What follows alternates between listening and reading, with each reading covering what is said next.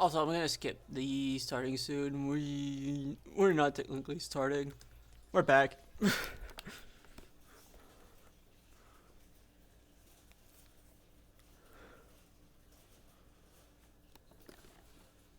Just restarted the router and okay, I do kind of need to restart live. It looks like. So like that's. I'm gonna take care of that before we dive right back into it.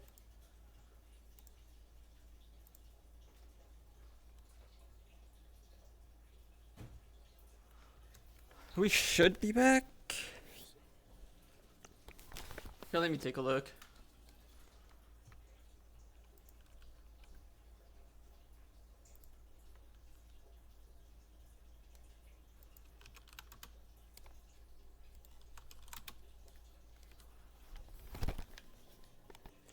Okay, YouTube seems fine. I'm not sure if Twitch is. Huh.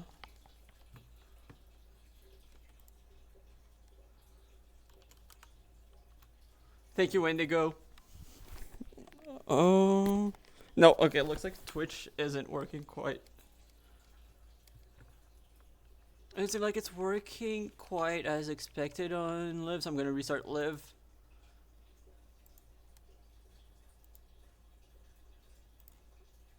Then we're gonna dive right back into it.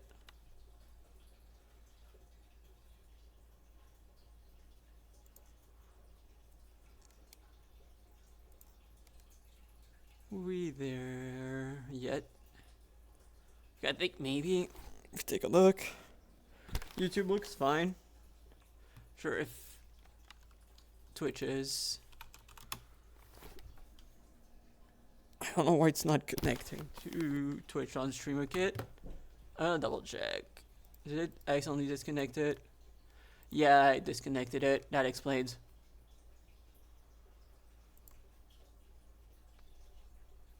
Okay, that will do it probably. Okay, Wendigo, I'll explain that very, very soon. Okay, Twitch is working too. Basically, Wendigo, do you know how limited it is for me when it comes to flying? Basically, I can only fly on I can only fly on UFOs and rockets. Okay, yeah, come on.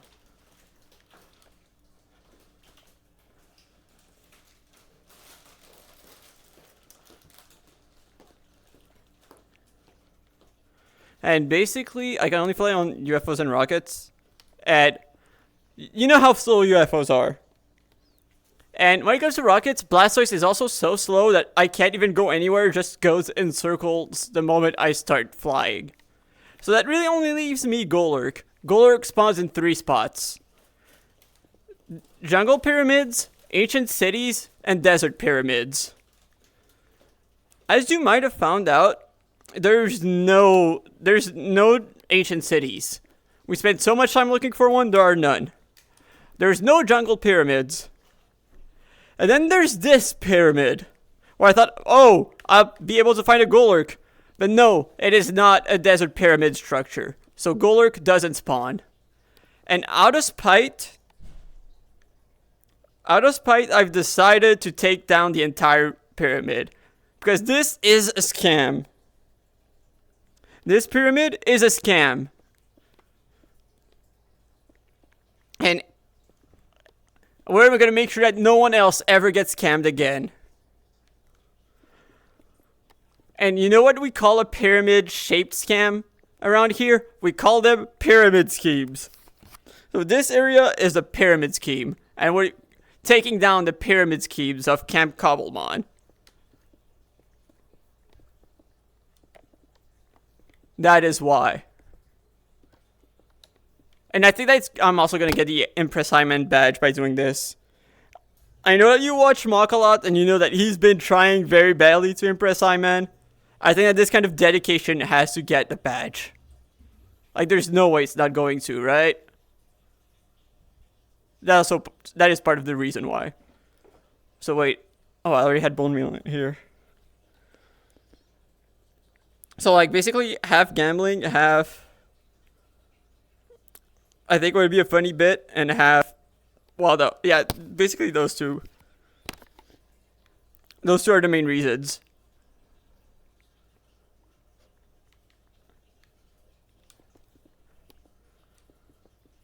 And to be fair, we also kind of needed, and when I first started it, we kind of needed sand for bottles.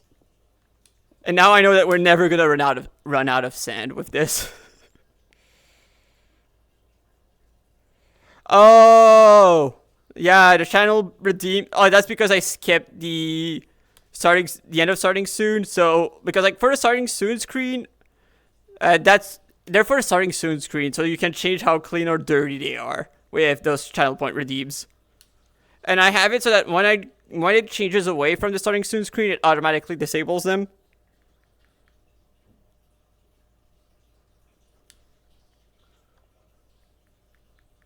I still need to make it a BRB screen too. There's quite a few things I need to do, honestly, when it comes to like minor quality of life changes to this. Yeah, okay, yeah, the 5 minutes ended. That's why. Because like it automatically changes it after 5 minutes.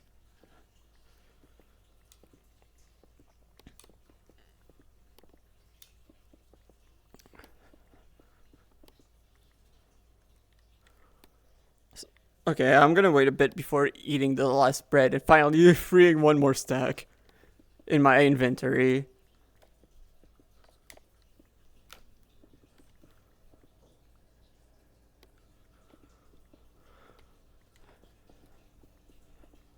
Yeah, I think I'm gonna be able to finish this layer, like, today probably, if I had to guess.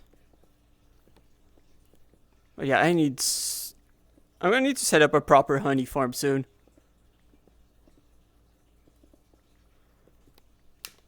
I think there is nothing else I can say about, like, the current fishing situation can basically be summed up to that.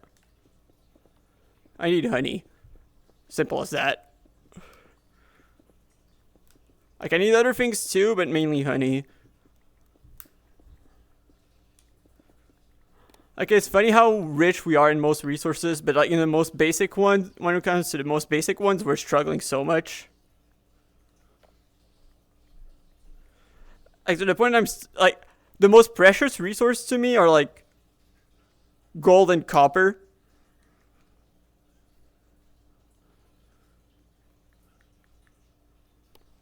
Diamonds are not necessarily that valuable, but I'm still starting to save mine because I've noticed that some of us go through them like a bit too much. Like I'd almost say like almost unnecessarily.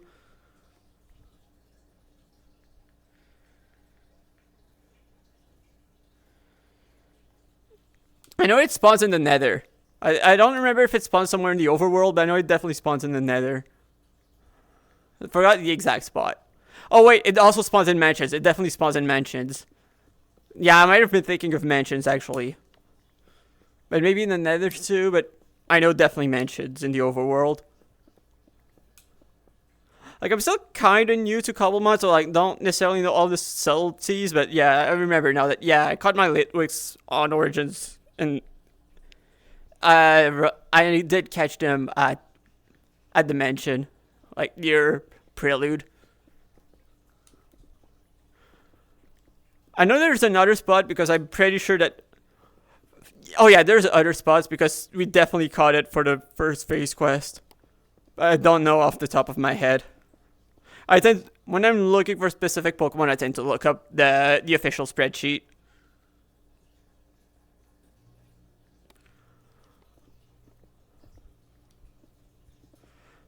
That reminds me, speaking of Origins, when I go back there, I'm gonna need to catch a Rhyhorn. At this point, I don't have a choice. Raikkonen and I have something special going on. That is one of my heroes now.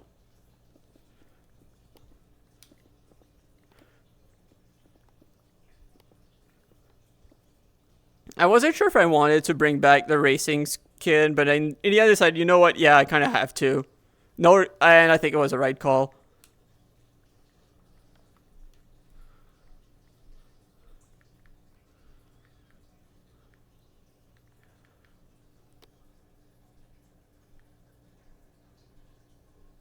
Honestly, Chandelure is a cool Pokemon to have as a favorite. Like, I think it's slightly underrated. Like, at least like design wise, like it is a really cool one. But we don't hear. How do you feel about it getting a Mega? Like, outside of the fact that you probably wish it was a bit better.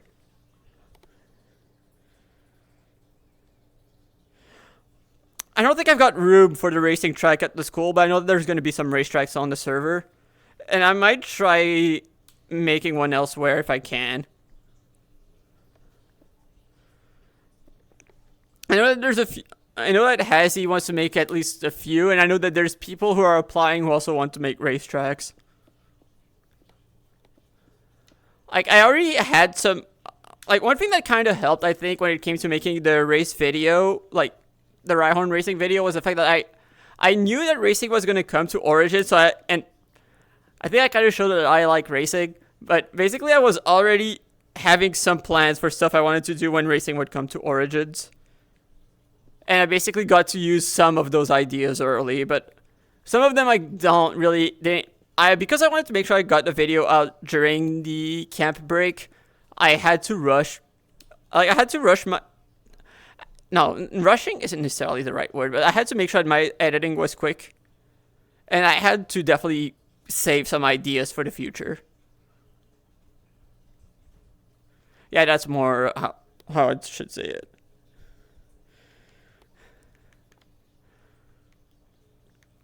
I will need more racetracks. One thing that I told Iman that honestly I hope that someone does on Origins, that I want one of the tracks to be made of ice. I think that that's gonna make it so much more interesting, like challenge wise. Like the much more limited grip of being on ice, I think is gonna up the difficulty quite a bit, especially after we start getting used to Rhyhorn. Actually, not just Rhyhorn, but like any land mount races. Like I think that the ice is gonna be what's gonna like.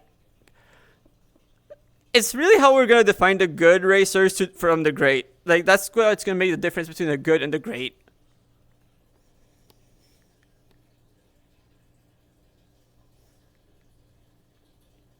Yes, I would be so down. Uh, and not gonna like considering the main issue of Monaco. I think that Monaco, when it comes to like Cobblemon racing, would probably work actually really well since you can actually pass. Since you can actually pass because there's no collisions, I think that Monaco would actually work.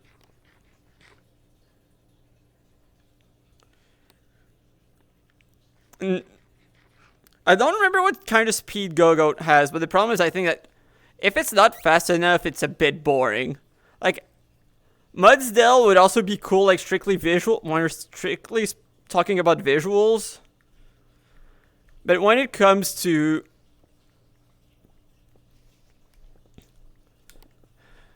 like the racing itself, I don't think it's necessarily going to be that interesting.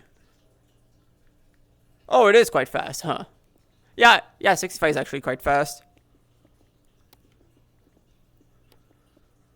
It's really weird now that I think, like, the thought just hit me. I think that so far, Rhyhorn might be the first Pokemon that I would say, yeah, I think that would Pondian form, like, based around me about a certain Pokemon. I think so far the first one that would make sense is Rhyhorn, which is crazy to say, because I never would have expected that. But that's kind of what I expected, like, what would happen with me for Origins, where I would not be the one, like, I would not be coming in making my own lore. The lore would just kind of I would just accept the lore that kind of happens around me.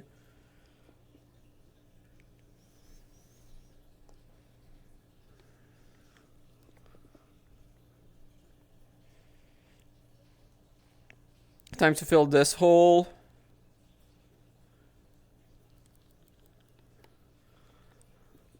And honestly, I would normally say that I'm struggling a bit with iron, but funnily enough, the pyramid scheme is kind of fixing my iron issue because I don't know why, but our iron farm broke. I don't understand enough about villagers to understand what broke the iron farm.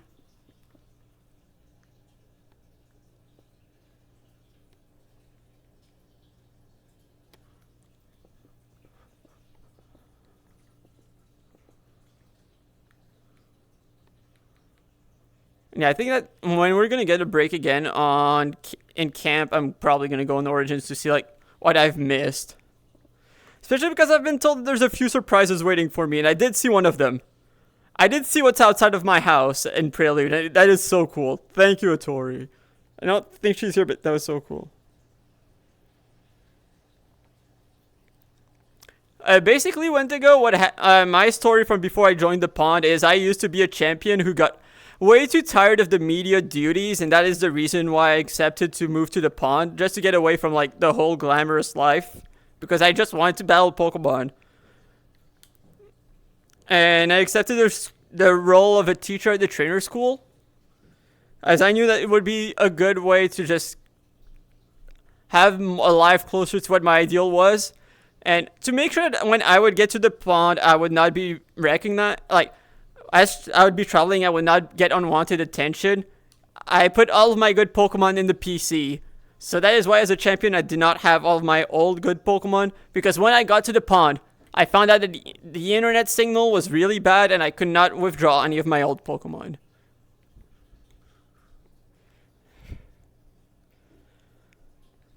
That is my story of of my trainer before I joined the pond.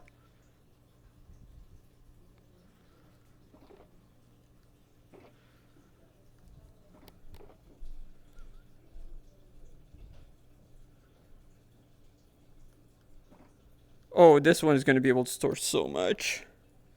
I'm missing a few shulkers though. I don't know where I put them. I'm missing quite a few.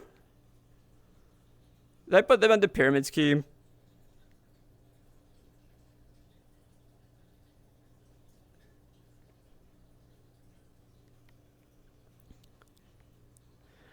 The problem, Toasty, is he needs to have Pokemon in home to begin with to be able to trade. I don't know how he'd be able to get that.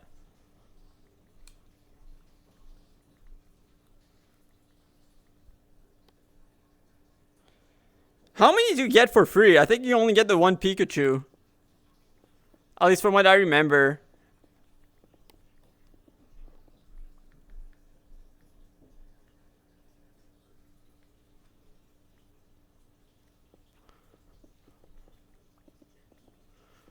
Oh, I might have put them in Sword and Shield. Now that I think about it, I might have put the others in Sword and Shield.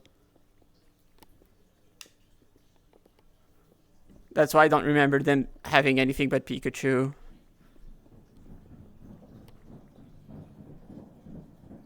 Oh, true. Go would be away, actually. That's a good point.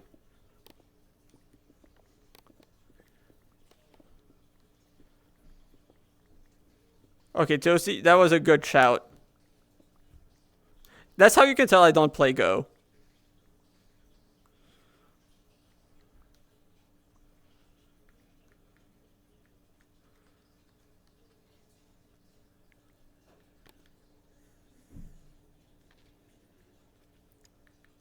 I agree, Matt. To be fair, I don't think you're really gonna need more than one box. Like, I have not paid for home ever. I also have never paid for the Gen 8 DLC. Or the Gen 9. Well, technically I paid like $2 for the Gen 9 DLC, but I won a eShop card to get like the rest of the money to pay for most of the Gen 9 DLC. And that's the reason why I have it in the first place.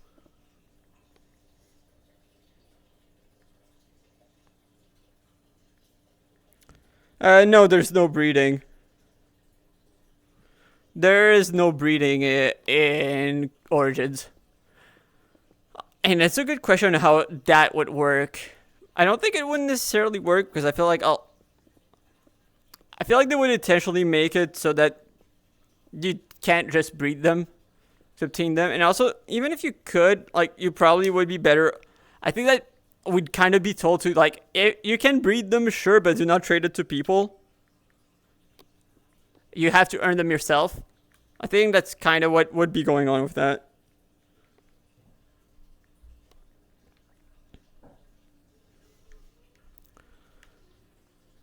I don't even know if there's any plans for like how they're gonna handle that once breeding is a thing, but I think that like, yeah, it's just there isn't going to be much of a point. Or, like, they're probably going to make it so that the forms don't transfer from being bred.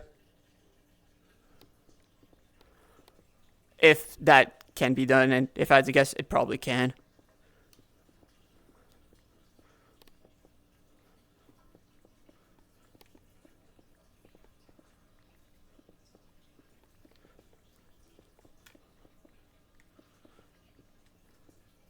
I want to get back into modding at some point. Like I was just thinking as as I was thinking about that, I was thinking, how would I handle it personally? Like, assuming it wouldn't be in the base mod and they'd have to code it themselves, how would I handle that? Yeah, I kind of missed that, but I need time. And again, do not take any of my words as anything official. That is just purely speculation from me. I am not an authority on like any of the Cobblemon Origins plans. I'm not even the biggest authority in this chat.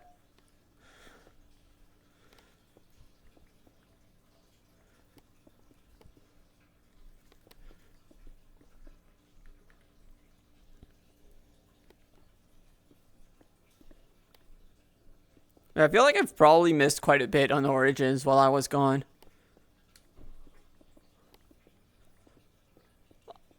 Like, I know not anything, well, mainly build stuff that has been built. So give me a second, I think I really need some water.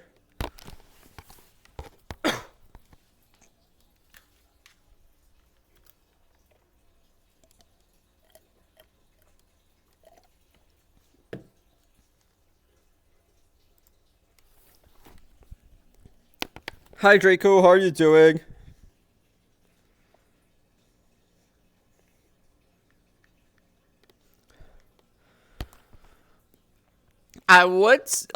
Honestly, I think that the closest one I've got to something like that is Arcanine. That's because it's been my start, because it's my starter. But like,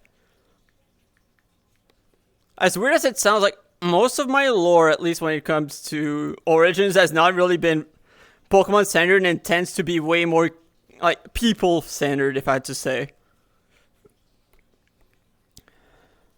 Like the thing is, like I haven't, like ironically enough, I have not battled a ton on Origins. I've spent way more time building other people up. Like Matt can confirm, like from like in chat, he can confirm. Doing good. Basically, I went to the Rhyhorn Racing makeup just because I wanted to race more today, and I won again. That was fun.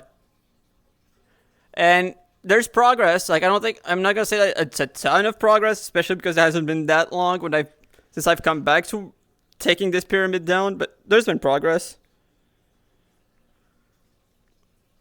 Like the thing is, when they go to explain also why, because like there's a lot of lore reason on why I haven't necessarily been battling a lot, and I have way more experience than everyone else, and I think that it's not necessarily going to be that interesting for, like, at least, like, when it comes to, like, storylines, if I'm the one who's just battling and just dominating everything,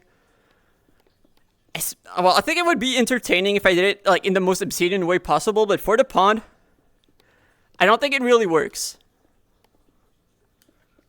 Like, the way I've been acting in Camp Cobblemon is probably, like, the most obsidian way possible, because I think that, yeah, okay, if I'm the main obstacle that people want to take down, yeah, I can play that role extremely well.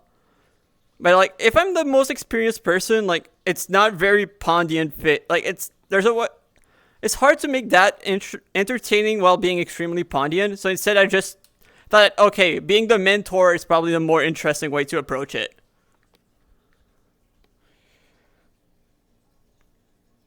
I mean, that's how it is, pretty much. Well, I said I do enjoy battling, but yeah, like, I fled the region because I didn't want to be the champion anymore. Like, I still enjoy battling, but it is not, like, I don't want a lot of attention on me, especially because, well, in lore, it's, like I said, I escaped because I I hate the media duties, and Sai loves putting me in the paper at every opportunity possible. So me entering tournaments also mean that I'm gonna end up in the papers. Otherwise, like if I had to describe it in another way, otherwise like it's very similar to Nemona, where she just has no one to challenge her, so she's just been trying to find someone that would grow to her level, so she could finally have a good battle.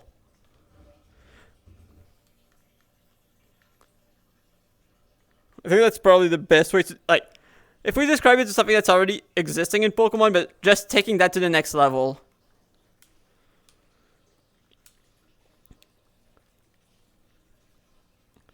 Like, in lore, it's very easy to justify.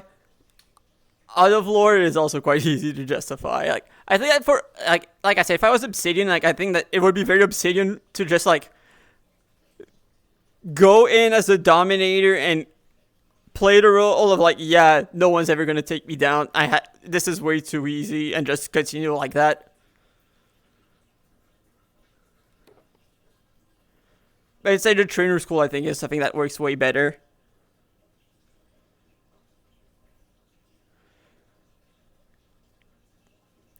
Yeah, that's basically what I am. Like, that's what my main role is. Like, I have the main build I'm gonna make on Origins is this trainer school. I'm gonna be teaching people VGC, and not necessarily just new trainers, because I'm actually gonna properly teach VGC, and some concepts that are not necessarily like very obvious or very simple.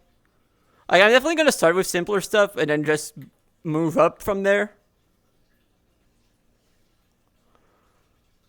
Like, the thing is, like, it is not lore that like really worked early on in Origins that I knew that was like it was gonna take a while before it starts properly settling in.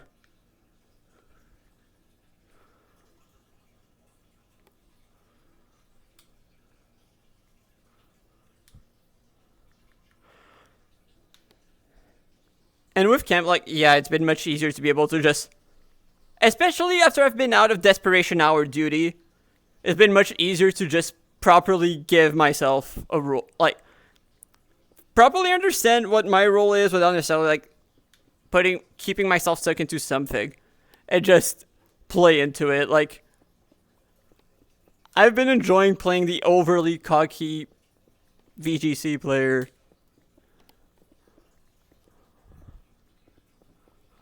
Or just being someone that has, at least like when it was to race Rhyhorn Racing, someone who has something to prove.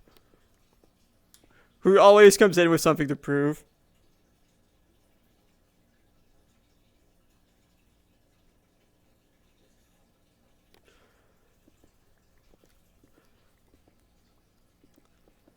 So similar to how it is in the anime of like Professor Oak.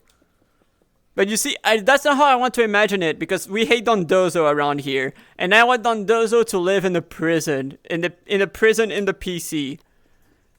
Send them to jail. Dondozo deserves jail time. Dondozo is a wanted criminal, wanted alive or alive.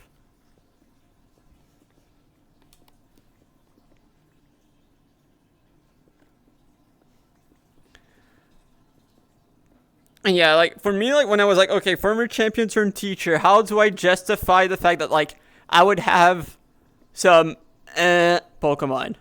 Like, okay, yeah, bad Wi-Fi. Bad Wi-Fi sounds ridiculous, but, like, yeah, no, you know what, it kind of makes sense. Especially for the pond.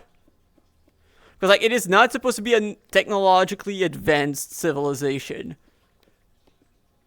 So I think that that also makes it make way more sense.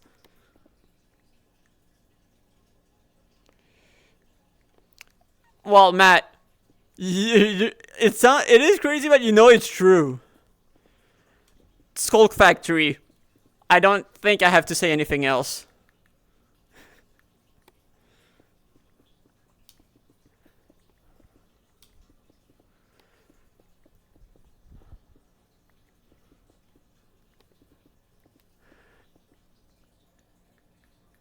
No, well, they will know about it.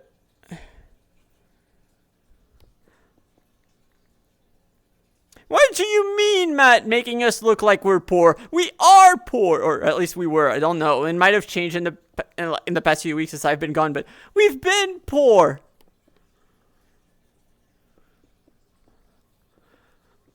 It's fine, Matt, because being pawned means long-term success, though. We might be poor, but we learn how to rise above the disadvantage. And I would say people would know if I actually finished editing the next Origins video. People will know, but yeah, no, that has not happened yet. Oops.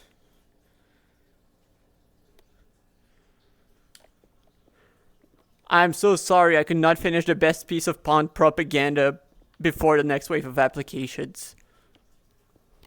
I'm still confident it would have been the best piece of pawn propaganda. I think the best piece of propaganda for any team on Origins, like it would have made both Obsidian and Emporium jealous.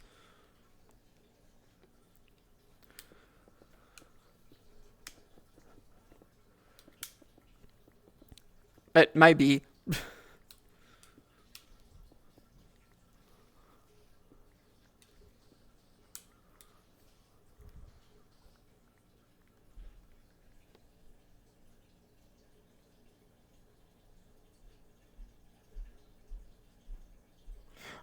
Oh, that would be cool.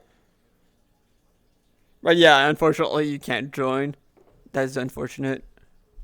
But Ghost Hotel would be pretty cool.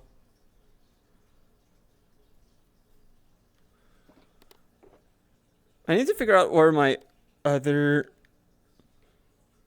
I did in the pyramids. Actually, let's dump some stuff. Did I leave them at the pyramid scheme, or did I leave the other shulkers elsewhere? Or did they despawn at some point? Okay. Okay, they're not here. Where are they then? Because I know I've got shulkers somewhere, but I don't know where. But like, I know I had a purple shulker somewhere. Oh wait, did I leave them in the fishing spot? No? I don't even remember what was in the shulkers, but yeah, I don't know where they are.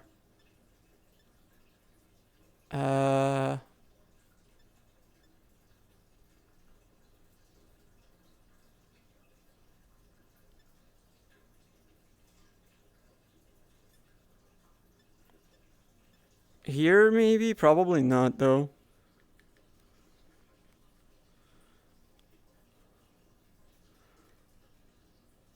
At least I've got my camp coins. Like, I know I have a purple one somewhere, but I don't know where. That's how I know that, like, yeah, I've got some missing. Did someone take one? No, I'm missing at least one. Yeah, I really can't tell where they are.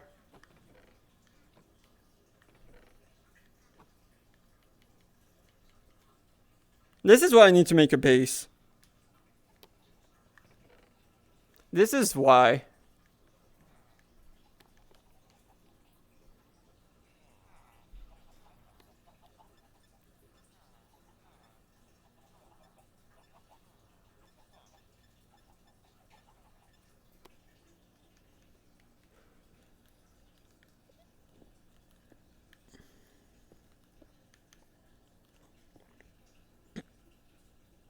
So I wonder if I can make it. I have a problem because like there's Seb's event tomorrow. I don't know what I want to do for it. Like I want to show up, I want to participate, but I don't know what I want to answer. I don't know what I want to do with that one, which is a bit of a problem, really.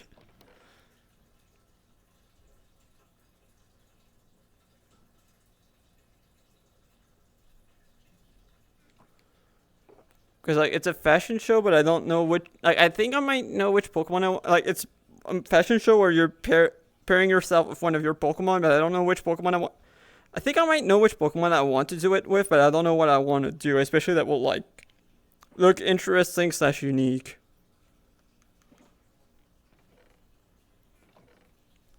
Because I might want to do it with my shiny Squirtle. I'm like, what? Spy pair, and I'm kind of putting a suit that's like kind of Squirtle colored. I don't know. I feel like that's like I don't think it's really like that incredible. Aside of that, I don't know what else. Like I might just show up to spectate because I don't have an idea. Or if there's another Pokemon that I think I would be able to fit better idea-wise. But I don't know what it would be.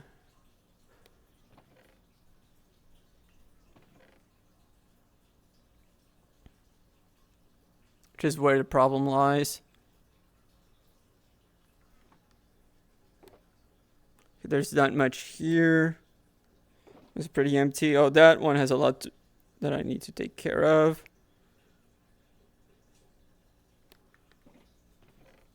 Not that chest, that chest. So I'm gonna need wood. I'm gonna need a lot of wood.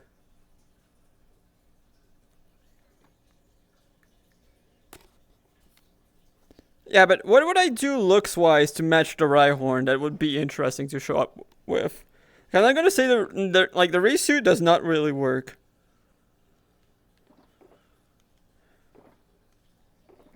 As much as I'd want to do that, I don't think it works. And the Squirtle has come in clutch twice already. Like the Squirtle also would be like keep the title going because the Squirtle won us show us the coolest shiny we've got. From like each camp had to present the coolest shiny they had, and I won with that one.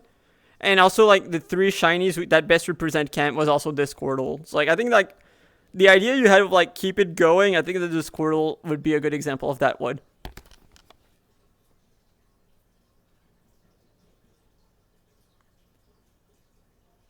But I don't know. I don't think it's like enough.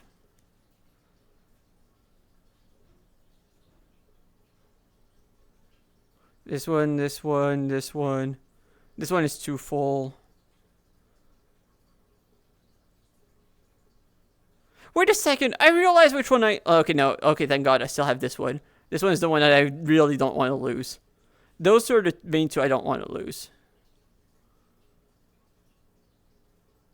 Wait, yeah, I am missing multiple because I don't have my Shiny Queen box. Shiny Queen prize box. Where is it? Oh my God, where are they? Wait, are they in the end biome? Probably not, though. Yeah, no.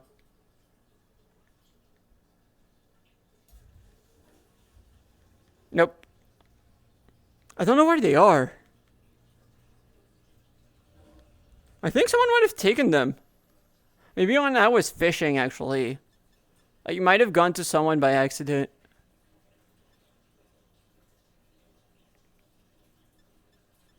Huh. This is weird. Like, I really don't know where they are, but I know I lost at least 2 shulkers.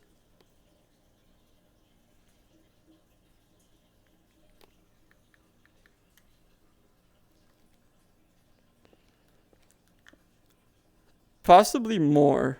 But I know at the very least at least 2.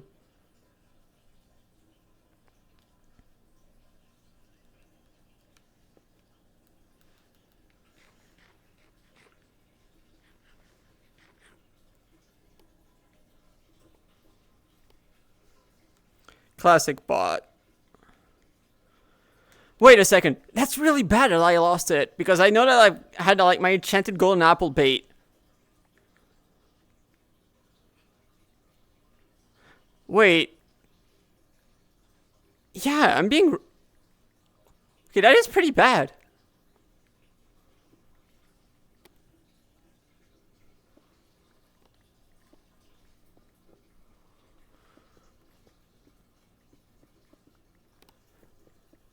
I'm gonna have to contact the counselors or something.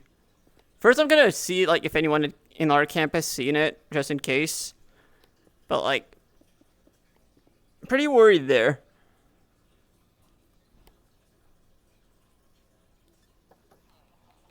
Let me check maybe. So let me check group management. It's maybe in here, but I doubt it because I was here yesterday. Oh wait, no, I don't think I went. I don't think I placed them there. Maybe the EXP farm. Man, I'm gonna check right now. I'm gonna have to check. Thank you, Saxo Sweet. How are you doing? Happy Midsummer to you too. Wait.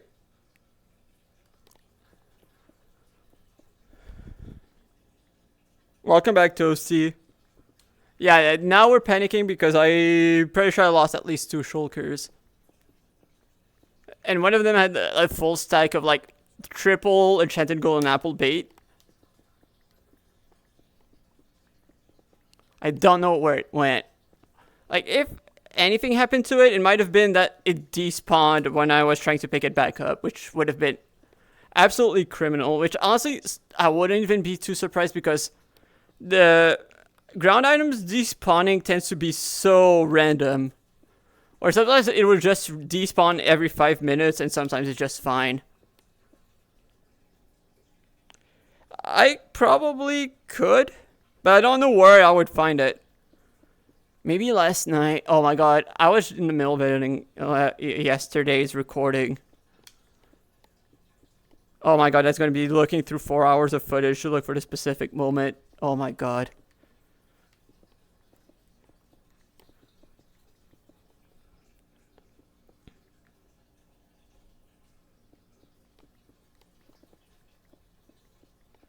Yeah, I wonder where it went.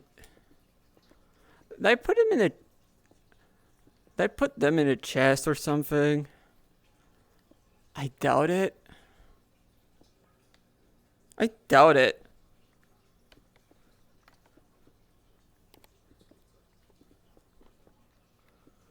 Because I'm pretty sure I still had them in the evening.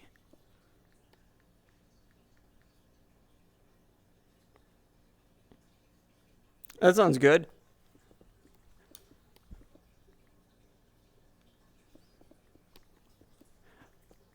Anything you've been up to, or? Meanwhile, just doing more progress on the pyramid scheme here. Like, I don't think there's too much I can do here. Like, I've already looked at most of the spots where I know I could possibly find it. I don't know which other spots I could possibly find it. Like, it's not like I went to a lot of places yesterday. Wait, where was the not to? Oh, I think I might know. I think it was like around there where we found the shiny Natu. I might have placed a shulker to look for Pokeballs. Possibly. So it would be like around this direction. That might be one of my guesses, but probably not. Like, it was right here.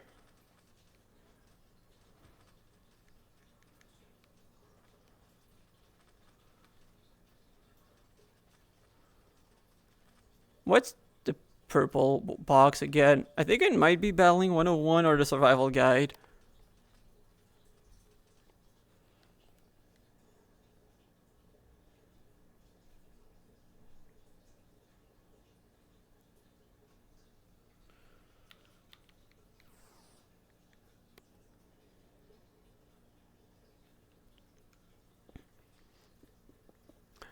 Okay, that sounds kind.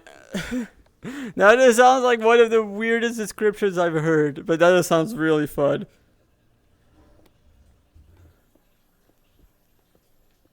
So I still don't know where this water comes from. Still don't know why there's water just like randomly there.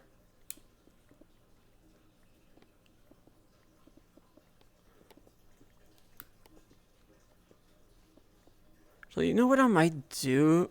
Like, I'm gonna still make more progress on this first.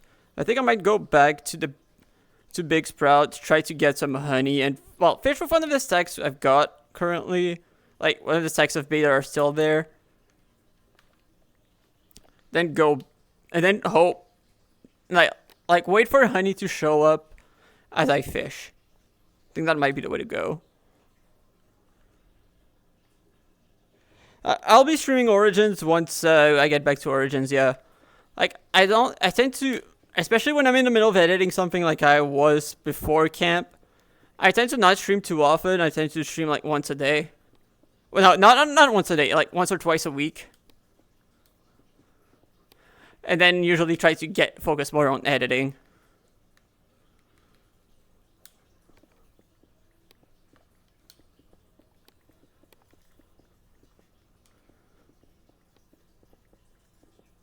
And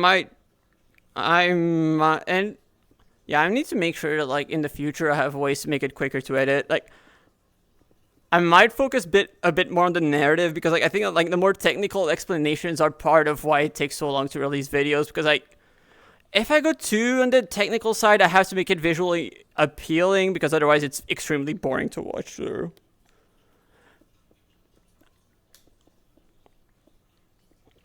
So that usually means like a lot of very detailed, very calculated editing.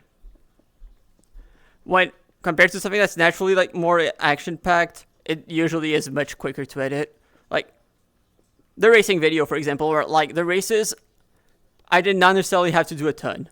Like it was just getting the clips, audio, like trying to figure out which audio clips I wanted, like from which perspective, because I also recorded Iman's VOD, and then some of the parts, Iman's audio was better than mine, and at some parts mine was better for like the certain parts.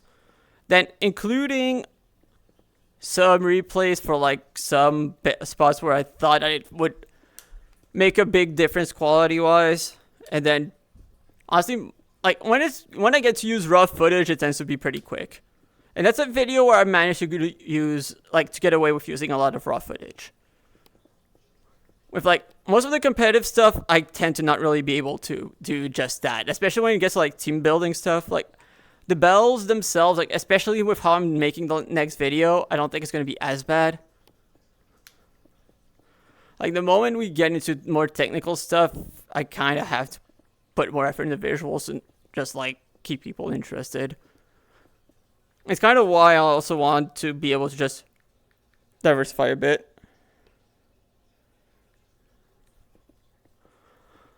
Like, you can kind of tell what I mean. Like, if you've watched my multi-battle tournament, like, you can tell when I talk about how we built, like, when I built the team, or even just, like, as I start explaining, like, some of the Cobblemon mechanics, I had to learn, like, how Poké Snacks worked. Or I have to go extremely, and even just some of the match analysis, where I just kind of have to turn it up to 11 visuals wise. Oh, to be fair, it also helps that like after you get started with some of those visuals, you can just kind of start reusing stuff, which does help with time. But it's still way more effort than just being able to just cut to different parts of raw footage. Like one of the things that I'm excited for the trainer school is I probably can just. Thank you for the follow, Saxo Swede. No, I do not have any idea, because it's a big part of of how I can answer depends on how much I'm going to have to do editing-wise for Camp Cobblemon. Because I think that Camp Cobblemon for me is much easier to edit currently, because of the fact that I can keep a lot of things way more simplified. And like the problem is, especially with the tournament video that I've been working on, like it kind of tries to cover too many. Like I'm starting to worry that I might be trying to cover too many things at once. So it means that I have to kind of pace things a bit. Like make sure I don't move from one explanation to another immediately, and just give people like some time to breathe. Like I'm thinking that it might be fine for this video, but like it makes me realize that I do not want to focus on as many people in the tournament video again. Like I might have to focus on like it's not like I'm even spending a lot of time talking about everyone in the pond who's participating in there. Oh yeah, I've been in a few, I think. But mainly like the one where Mr. Custard is revealed is probably the one where I have like probably the biggest role, but I also show up in the one with like the shiny center. I show up in a few.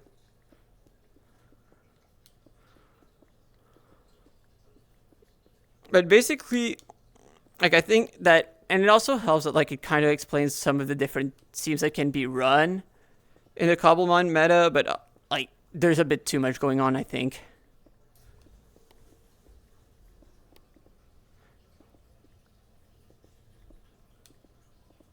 And that's kind of the problem, I'd say. Like, I do not want to cover it. Like, it's not like I'm covering them in depth, like I said, but covering 8 different people feels like it's a bit too much. Even if some of them are very briefly.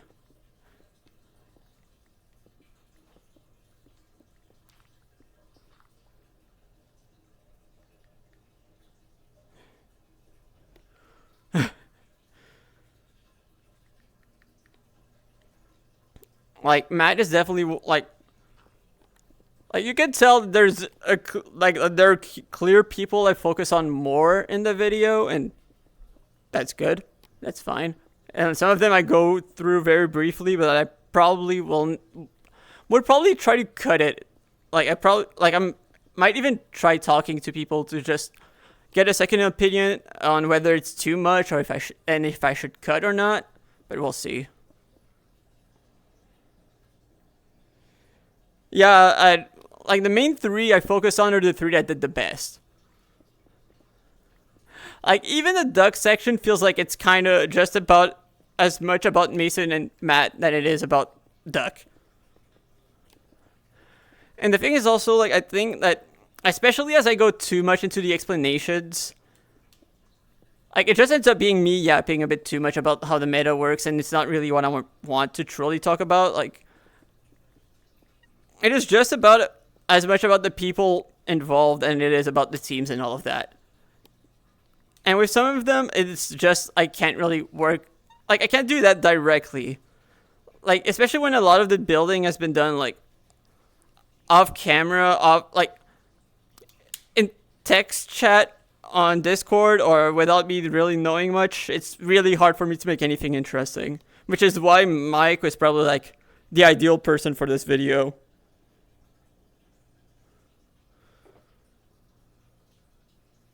Because basically we voice chatted for like everything when it came to the building process, and I recorded all of it, so it's just very easy for me to just pull everything.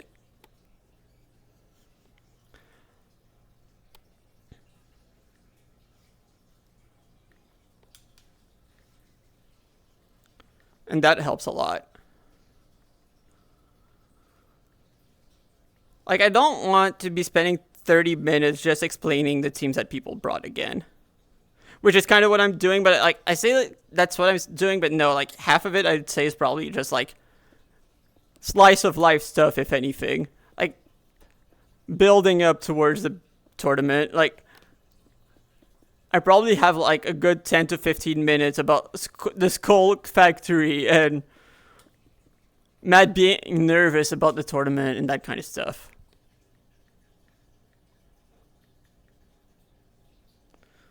Cool. Just make sure we're in voice chat when that happens.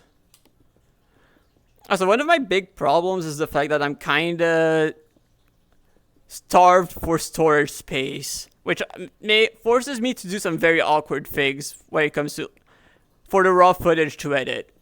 I need a new external hard drive. I need it so bad. It also doesn't help that unlike most people, like all of the other creators, I can't AFK and get resources while editing because of the fact that I'm in VR.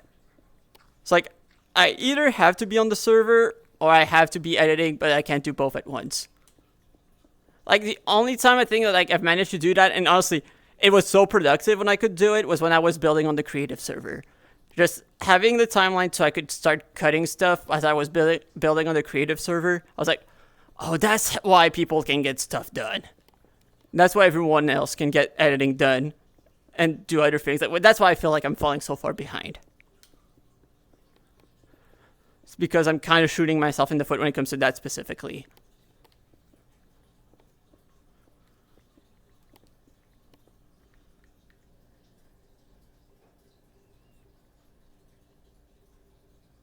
Poke Park 3. Give us Poke Park 3. That's what I need.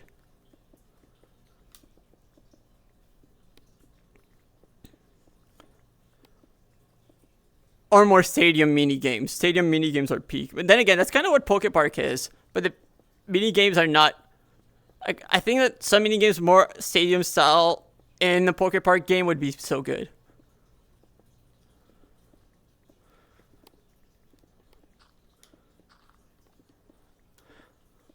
That was the lack of mini games was probably my biggest disappointment with Battle Revolution back in the day. It felt like, oh, this is a new stadium, and then there's no mini games like Stadium. That's very unfortunate.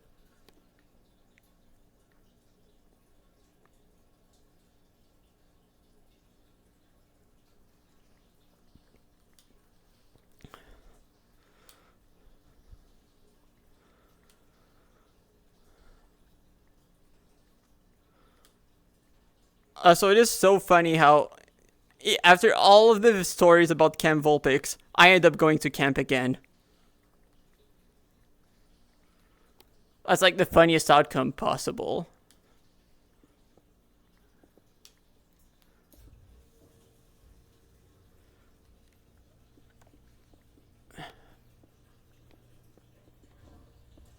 Wait, would it be Masa who might have taken my, like, more than one shulker box, actually, now that I think about it? Where's Masa when I need him?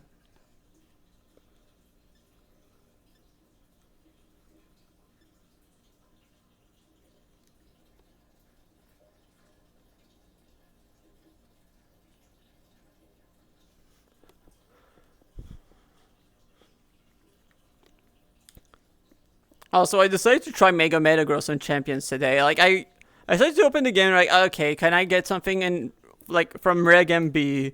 Can I try Reg MB a little? I think I played 3 games. I'm in Great Ball 3. And I got a Metagross from the ranch. I was like, oh, that's one of the guys I might have wanted to try out.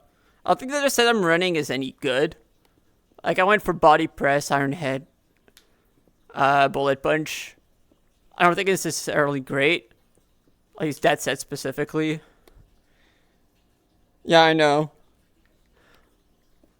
You know what I think might be a very, like, especially in the current format, one might be a sleeper pick? Rock 2 Metagross. I think that might be decent.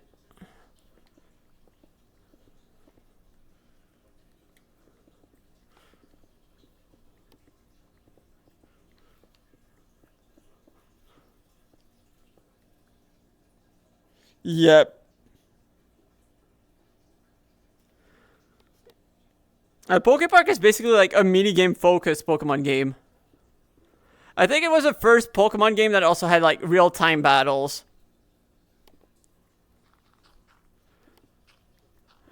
I don't know how quite to describe it. Like, it's like, yeah, it's mainly a mini-game focused Pokemon game. Quite cute, honestly. Quite cute. Quite a cute game.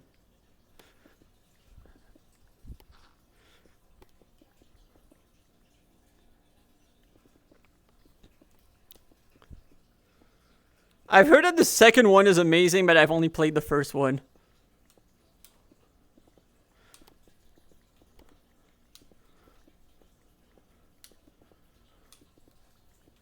Like, I want to try the second one at some point.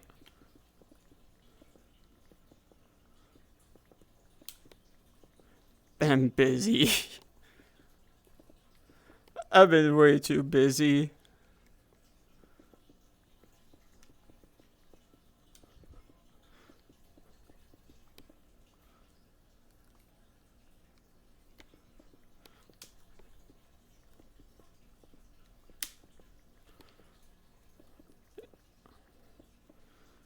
Okay, so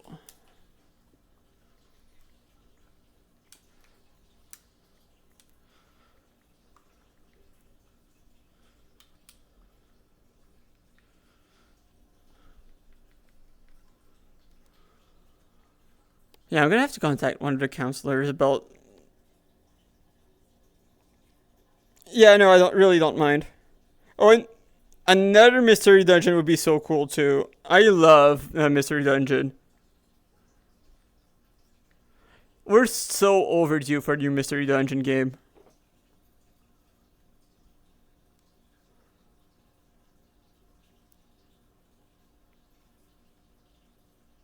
Fun fact, for this phase, we're supposed to submit one piece of merch that we own with the mascot of our camp.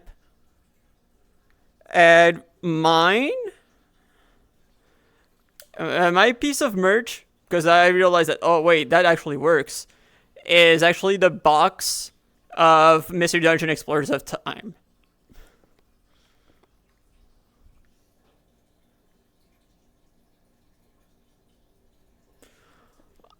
My first Pokemon game overall was Stadium. My first Mystery Dungeon game was Red Rescue Team. My first mainline game was Leaf Green. I had to play Stadium with rentals my entire life. I could not transfer any Pokemon to Stadium. I still don't know how I managed to clear round 1 in those circumstances.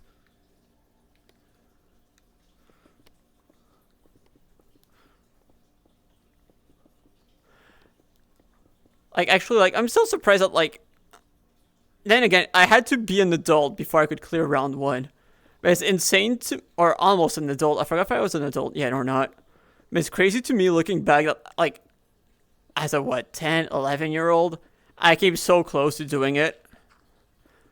Despite, basically knowing almost nothing about the games.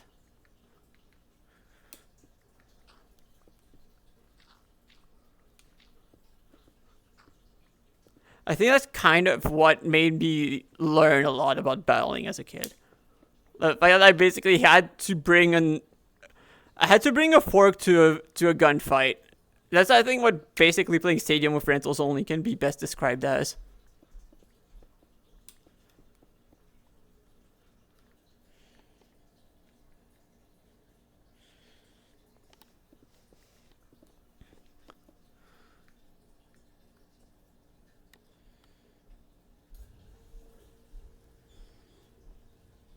Wow! Oh, Infernape! That's gonna be so helpful in Reg MP.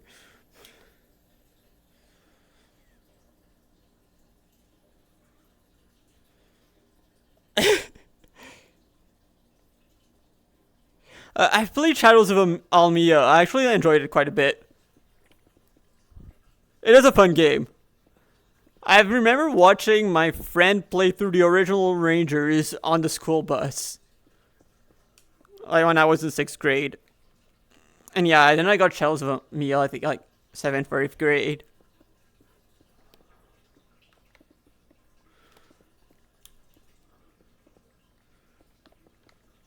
I don't remember if I still have the Manaphy because I lost my diamond at some point. And I don't know if I got it in my diamond or my platinum.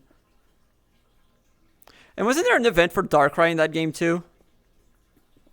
Am I remembering wrong? But I think there was an Almia Darkrai.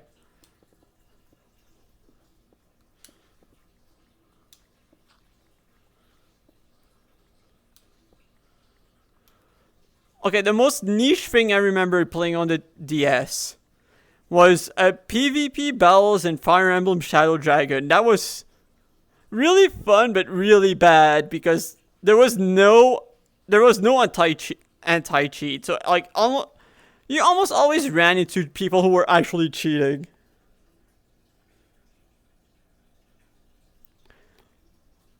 It was extremely rare. Even I use my action replay for it specifically to beat, because I remember there was one weapon that was invincible unless you use one specific spell book. And I intentionally, because I normally the specific spell book couldn't be upgraded. And I intentionally cheated to upgrade that one spell book, and I only used it against people who were cheating. And then otherwise, everything else would be legit.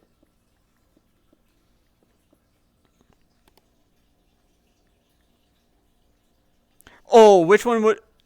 Okay, that one is easy. Mystery Dungeon. Mystery Dungeon would make the best anime adaptation. I don't know if it counts as a spin-off, but my second answer would be Colosseum and XD. I feel like they play a bit too much like mainline games to not count them as mainline games. And if we count them as spin-offs, I think that those are my second answer. Or potentially even the first. But Mystery Dungeon, no questions asked.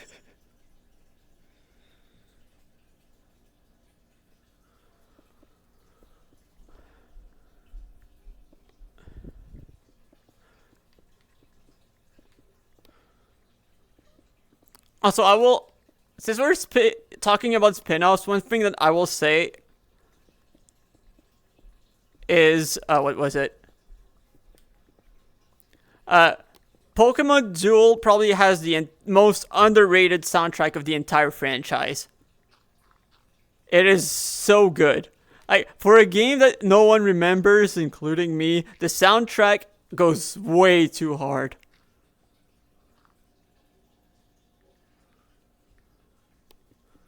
Like, I remember a VGC friend who heard me play one of the songs on stream was like, wait, what's that song? Can you send me a link? That is so good. I was like, yeah, that's a game we've never heard of. Like, I think I installed it on my phone when it came out on phone. Played it like once, and then just uninstalled it. But the music, it is so good.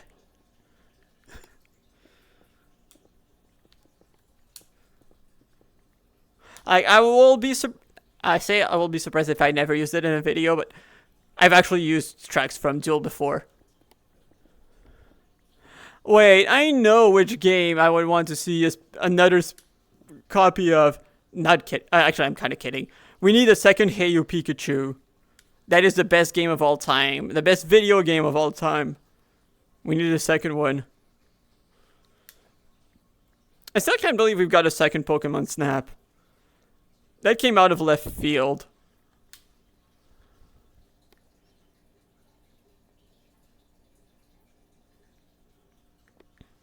That came out of left field so hard. I still haven't played it, despite the fact that I was so happy that it was announced. I feel like a fraud. Like, I played through the original Snap. Then again, I feel like it's a bit hard to justify with the price tag.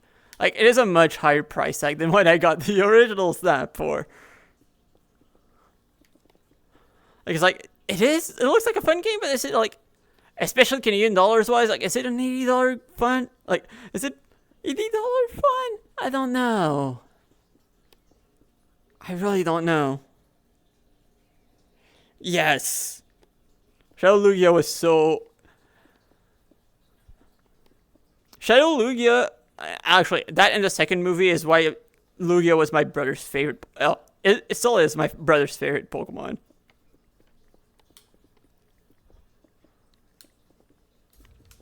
Primal Dialga also went so hard. Like, Primal Dialga was just like, oh my god, things just got real.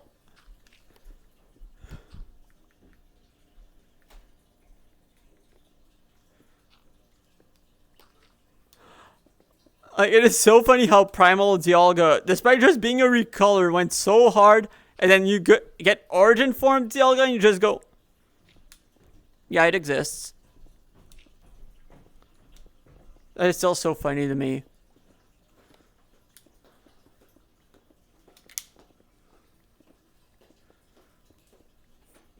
Full offense, by the way. Oh. If I could make a spin-off, what would it be? That's a good question. Oh, wait, I know.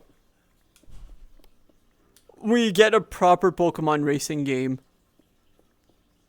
There we go. That's the right answer. We get the proper racing game we need.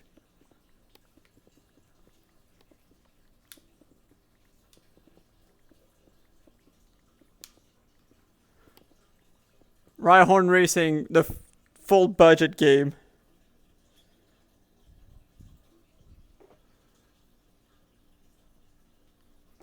You shouldn't have asked me immediately after this event. Well, or you might have, because like otherwise, what? Like I'm trying to think of like, I know I've had a very interesting, unique idea for a spin-off before, but I forgot what it was. Also, we need Earl. It's not. I wouldn't count that as a spin-off, but we need the equivalent of like Earl's Pokemon Academy back. Like I think the tutorial missions and champions did an okay job, but it wasn't enough. Like if you compare to like what they had in Stadium 2, what they did in Stadium 2 was still to this day the best in-game tutorial we've ever had. Like I think that it probably teaches more than anything that's ever come after it. Despite the fact that like half of the info is outdated and isn't true anymore, it probably teaches you more than almost anything else.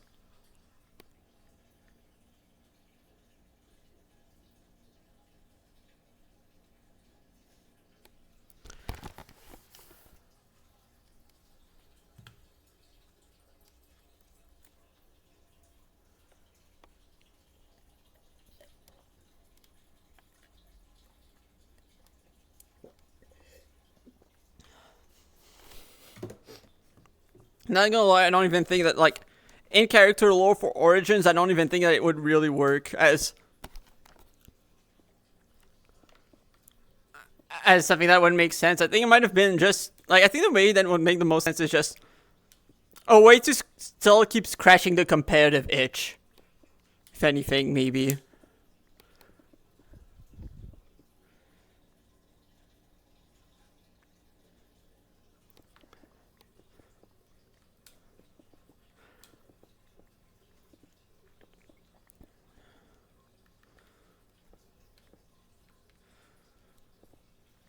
Also, oh my god, I'm scared of what I'm gonna see in the newspaper when I come back to Origins.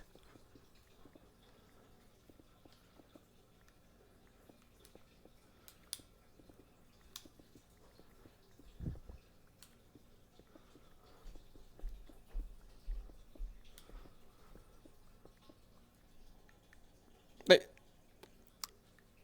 I don't know if I love Matt. I think I'm gonna. I think in real life I'm gonna like out of character I'm gonna love it, but when I'm gonna be in character I'm gonna hate it.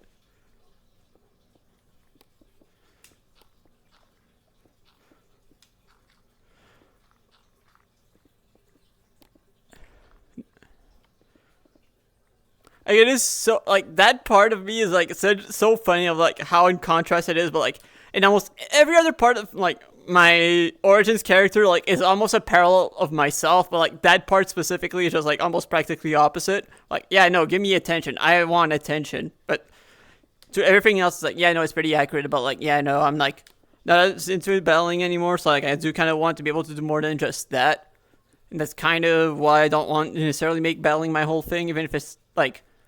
You like I know I need to be accepted to Origins. I kind of needed to use like my battling skills as leverage, and like being the teacher, I think is like the perfect way to just. In my mind, it's the perfect way to just get the perfect compromise.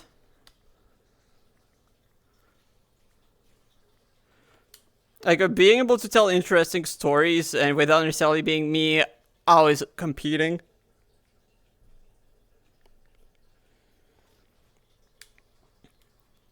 I mean, I think that most of them are going to end up being public at some point. Like, actually, it probably depends on people, but like probably in content. Like, I know that like my beef with Sai will definitely make it into content at some point.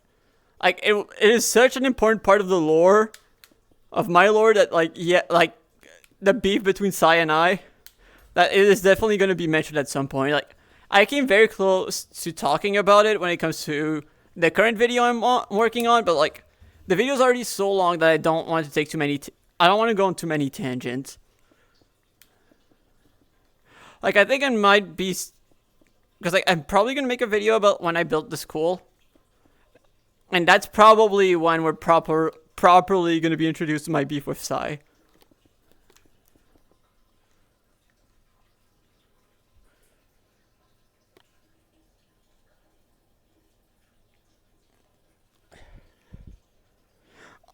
Matt, same. My beef with Sai is the funniest thing ever. It is so funny how I have beef with probably, like, definitely up there as one of the nicest people on the server, if not the nicest person. And he's so good at playing the role too, of like fueling the beef. I respect it. Out of character, I respect it a lot. In character, I hate it so much.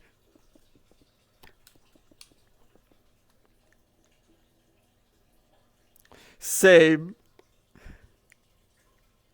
Like, it feels like the most random it feels like the most random side plot. Like, it feels even more random than like Punk versus Grunkies.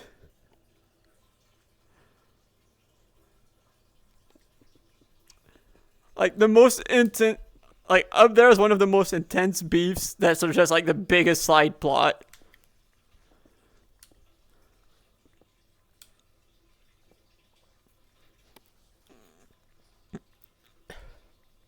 I'm gonna have in character I'm gonna have to ban Sai in character from the classroom, but then just allow him to participate in secret, so that because I don't actually want to prevent, like, out of character I do not want to prevent him from participating, but in character I feel like it wouldn't make sense.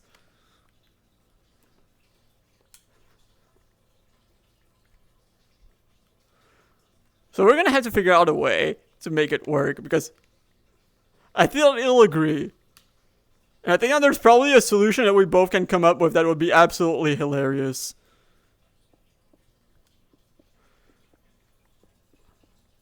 Sigh in one of the windows.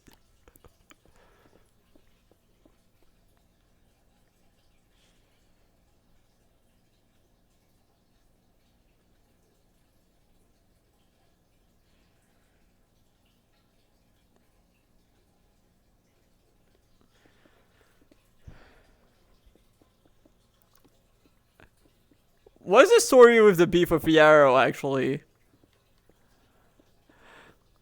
Like, I did see a bit when I was looking back to work on the video and I wanted to look back at the tournament footage. I was like, oh yeah, I'm gonna take you down. And you went, oh, you wish. But I don't know too much about it itself. It depends. Like, we might have other subjects. And like, I'm probably, like, we need to talk about it, but Atori, Sharon, and I talked about both of them potentially having stuff going on at the trainer school, and I might have talked with someone who might be another surprise teacher at the trainer school, but that still needs to be finalized. Like, I don't think it's been decided quite yet if that's gonna happen or not. Oh no, don't tell me. Okay, I was gonna be worried that the emeralds despawned. I need those emeralds. I will never have too many emeralds. But yeah, I might have a surprise second teacher at the school. Well, fourth. Like, the plan is I'm probably gonna be the main teacher. I'm definitely gonna be the one that's gonna, the one who's gonna be teaching VGC, but I might have other subjects. And we're gonna see who to see, because I will tell you, it is not who you think it is. Like, the surprise teacher is not who you think it's gonna be. Oh, Blastoise. Oh, Blastoise.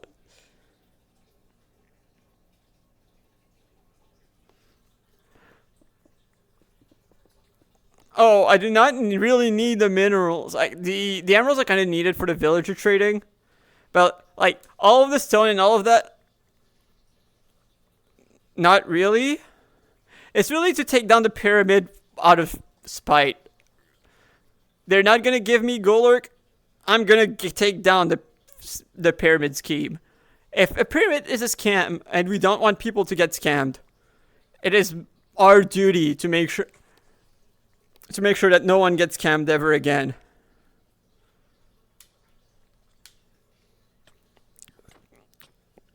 Despite the fact that we're the tryhards, I'm turning Camp Turtwig into the good guys. Originally, people thought that we were going to be the villains, but no, we're the heroes. We're taking Dondozo down. Oh yeah, Matt, were you there when we were talking about the fact that I'm catching every Dondozo to put them in jail? We're catching every Dondozo on the server to put them in jail. Because Dondozo does not deserve death. It deserves more suffering than that. So we're putting all of them in the PC to cause them as much suffering as possible.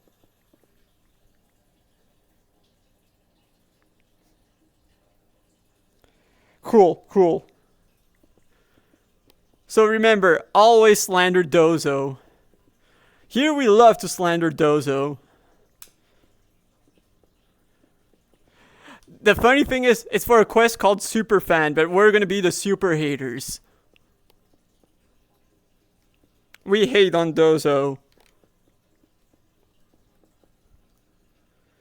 Dondozo made you choke with Dracovish. In camp, there's no Dozo player. We're just hating for the love of the game.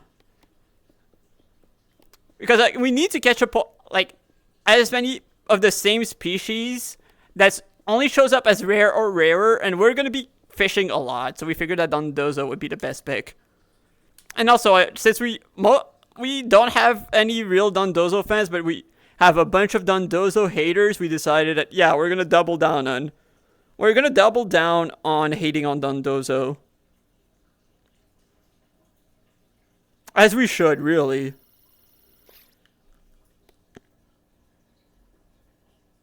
And yeah, in Origins, it's Lego.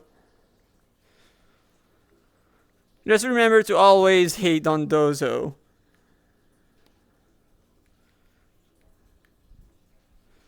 You know what's really, really funny, actually?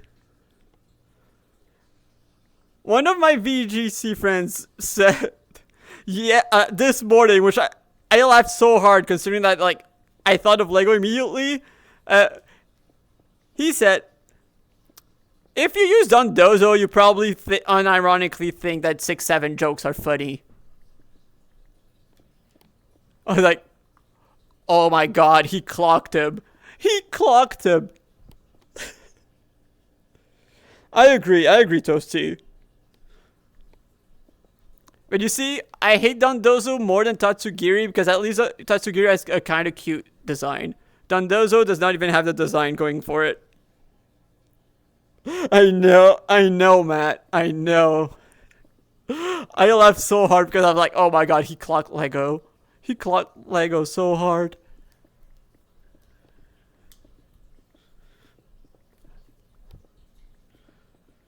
It's funny how the best Dozo player doesn't even like using Dozo. It's just like his green goblin mask that keeps calling him and that he uses whenever he hates the format and that nothing clicks.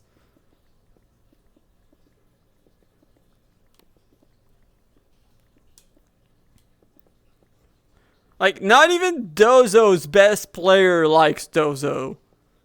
No one likes Dozo.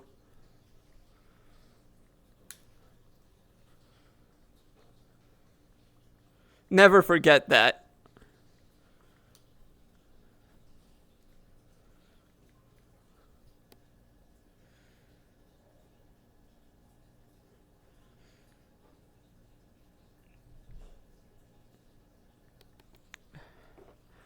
Also, what is Mega Tatsugiri's ability again? Is it confirmed yet?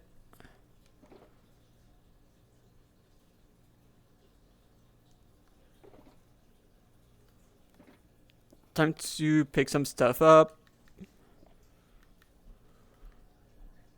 Okay, it hasn't. Cool. That's what I thought.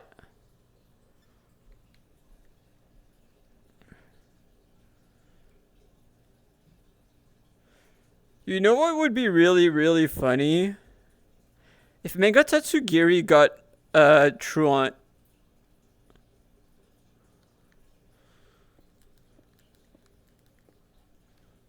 I think that would be the funniest way, the funniest thing ever.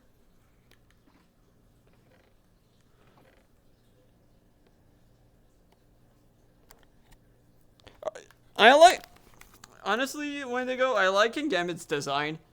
I like using it. I hate playing against it. I will say that, yeah, it is a stupid, like, when it comes to like gameplay wise, yes, it is a stupid Pokemon. Like, as much as I can say I kind of like King Gambit, I have to admit it is excessively stupid. It is one of the many stupid Pokemon I did in Gen 9. I just like balance wise.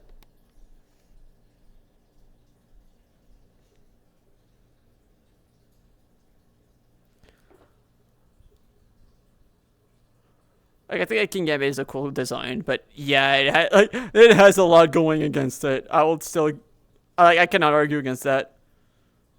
Like, it probably should have been nerfed at least a little.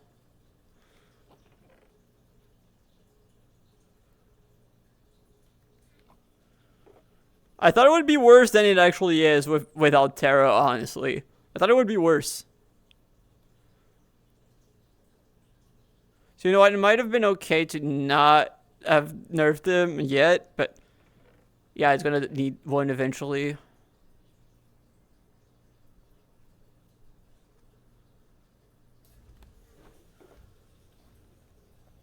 Thank God Sneasler got a nerf.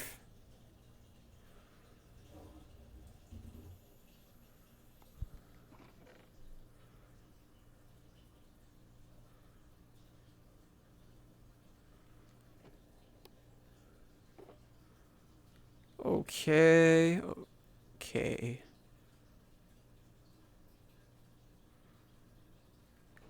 It's empty. This. Okay, not here. Here.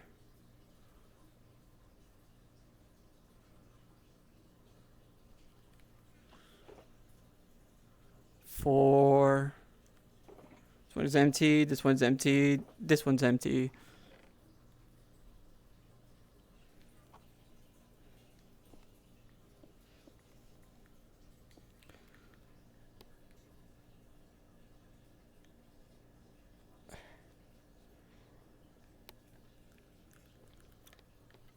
The thing, Wendigo, is that like the main focus for the class is that like actual like lessons that will actually work outside of like they're lessons that transfer to outside of character lore. Like they actually are like actual battling fundamentals. I probably wouldn't mind like having Mog there as like for more lore reasons, but like the main focus is gonna be like actual like practical uses. Like if there's someone, for example, that's a bit newer to Cobblemon or something, or that just like wants to properly learn VGC, you're gonna that's gonna be your main stop.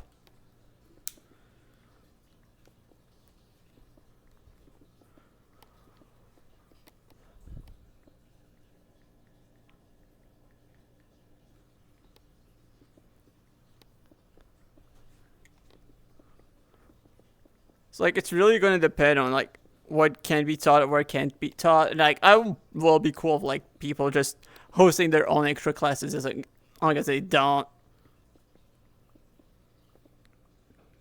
And also to be fair, I feel like Mock's Dojo already like kind of covers what Mock like where Mock would want to do his teaching to begin with.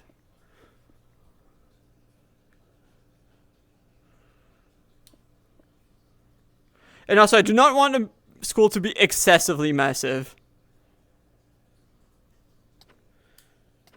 We're teaching all-rounders around here.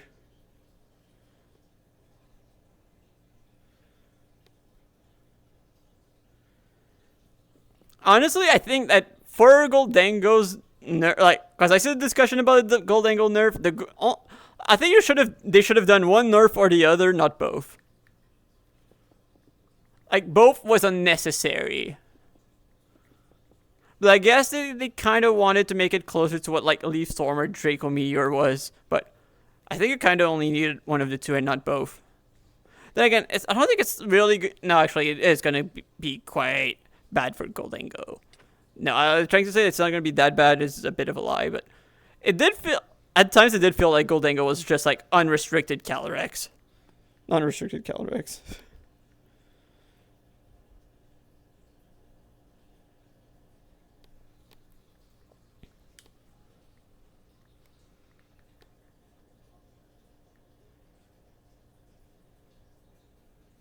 Oh, thank you so much for the raid, Zopi. How did the stream go? Zopi, I hope that you will be proud. I am once again the best racist on the server. No, it did need a nerf. Dango definitely needed a nerf. It just did not need to get gutted. Like, unlike Zacian, it did actually it did need a bit of a nerf. But again, I would say that so did King Gambit.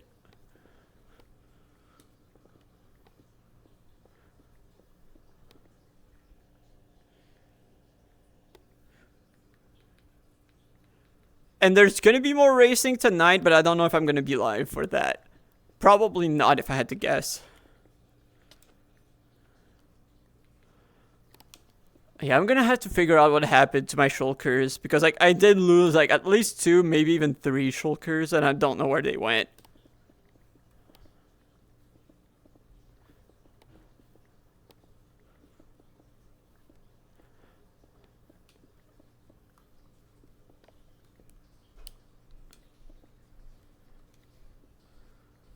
I'm also gonna have to check what was in them when I lost them, because like obviously I have the footage. I'm just gonna have to do. No, Zacian didn't need a nerf. I will still stand by the fact that Zacian did not need a nerf. Because like the main thing that made Zacian as broken as it was the fact that Dynamax was excessively broken. Like what made Zacian more powerful than it actually was the fact that Dynamax is absolutely broken, and the fact that it just got to ignore Dynamax offensively was absolutely game breaking back then.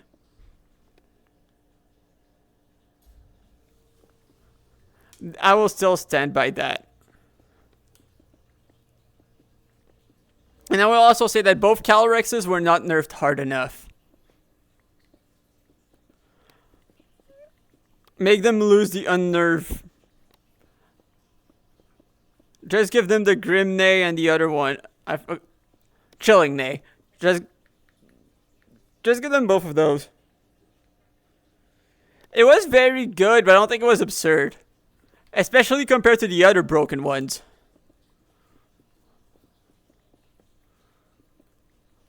I think it would have been fine.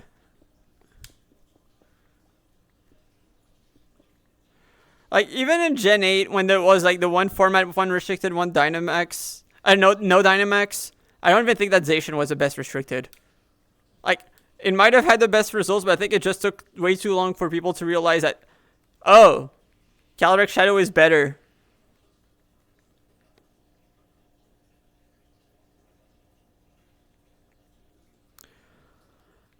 I mean, before ZA came out, I would have said Kalos.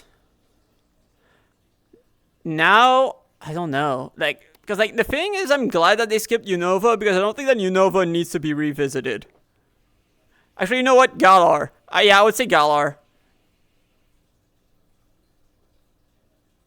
Like, Galar in medieval times, I think, would be so sick. I think that... I forgot which Calyrex did. But yeah, I think, like, the signature move lost, like, 10 base power. In champ... Like, I think one of them got a nerf after Gen 8, which was, like, negligible. I think it was Calyrex Ice that got the nerf, and then Calyrex Shadow got another nerf into... Well, Calyrex Shadow got a nerf of, like, 10 base power, I think, in Champions to Astral Barrage. Yeah, exactly, which is, like, still very ridiculous. Especially when you compare to something like Origin Pulse and Precipice Blades. Which, aren't both of them with lower base power and lower accuracy with... No, actually, no. Well, the Primals have busted abilities, but the non-Primals don't. They have good abilities, but good doesn't cut it anymore.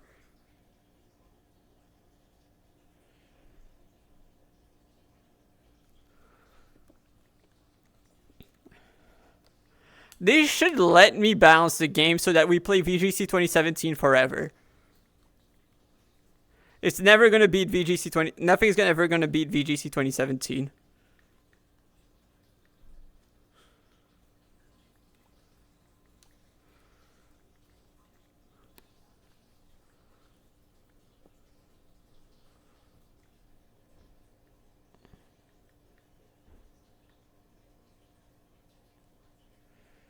Oh, okay, okay, Wendigo, okay, never mind, you're cooking. Okay, Western Unova game? Well, yeah, okay, that would also go crazy. Okay, you've convinced me. And Wendigo, the reason why I say doesn't need it is because it is the best. They're the best, or the best games, in my opinion too. Like they already have the good package. Kalos needed something. You like I cannot even talk trash about X and Y because I do not remember X and Y. That's how badly they needed ZA. Like I think it's the only region where I can probably not even name half of the gym leaders.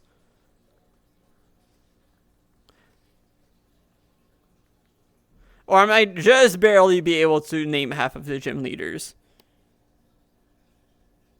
No, I will talk trash about X and Y Toasty. Too late. I will keep talking trash about it.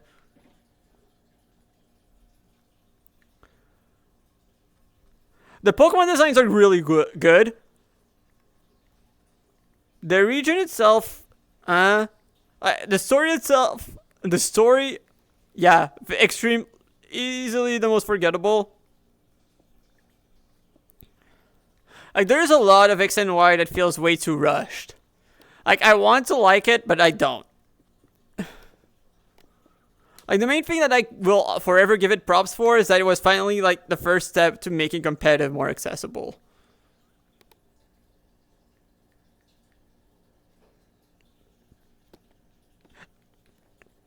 Toasty, did you not hear me say what I said about the Pokemon designs of Gen 6? I will not argue against the fact that the new additions bangers. I will not argue against that. In my opinion, that's almost actually that. And to be fair, it's a Pokemon franchise. They almost never miss. The soundtrack goes hard. Yes, but outside of that, yeah, no, I can't even hate because I need to. If I want to be a good hater, I like to remember what I'm hating on. It is just that forgettable. Galar is based off England. Paldea is based around Spain.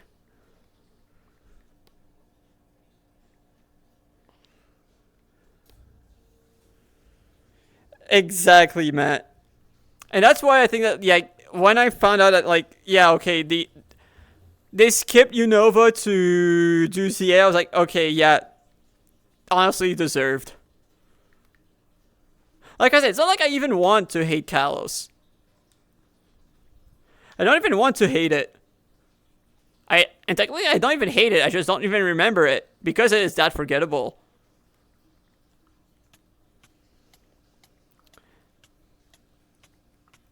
Outside of the Pokemon designs and the music again.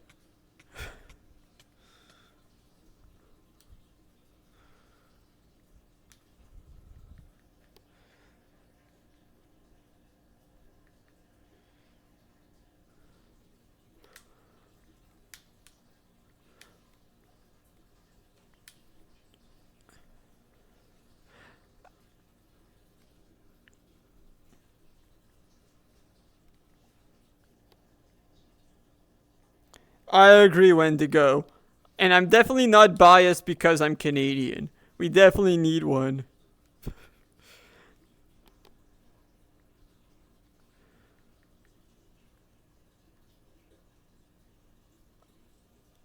I will give it to them though.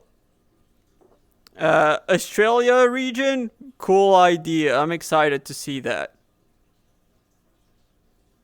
I'm excited to see the Australian region.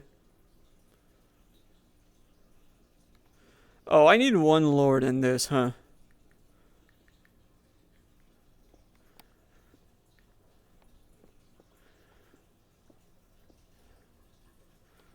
Okay, okay, it's right here, unsurprisingly.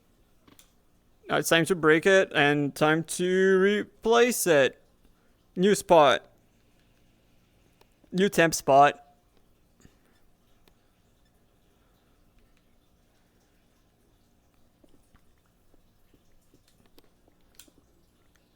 Oh, water. Huh.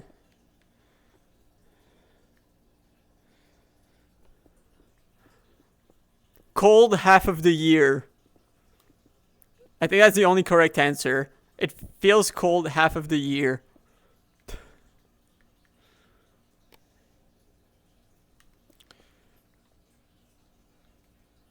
And I'm not gonna elaborate. I'm not gonna give a more serious answer than that because I do not want to get into too political right now. I'll put it that way.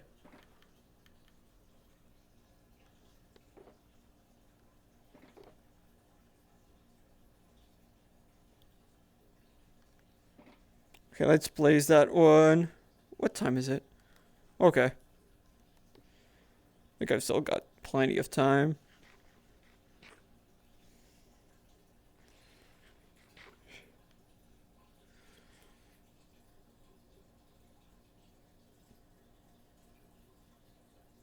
Oh yeah, the league itself in Galar was really cool. I like the way they just did like the Elite Four being like a tournament is also really good.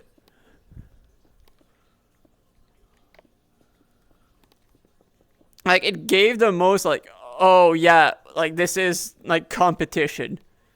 Like it actually turned like becoming a champion to like something that's actually strived for way better than any other game.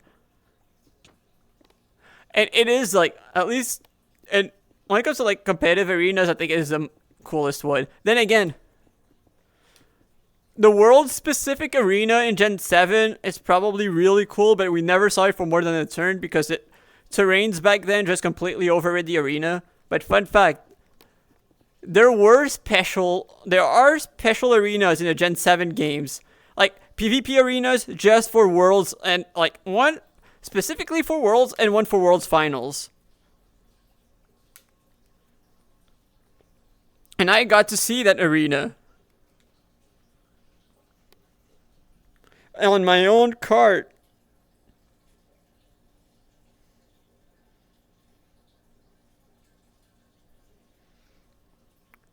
That still feels so cool to me.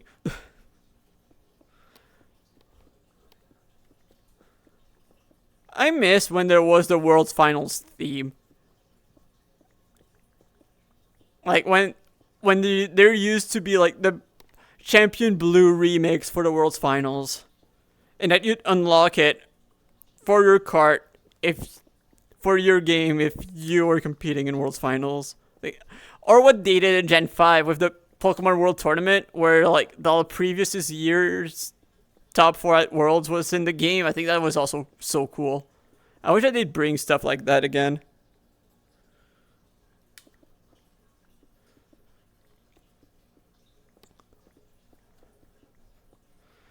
But no, we're the side event of the side event of the side event now.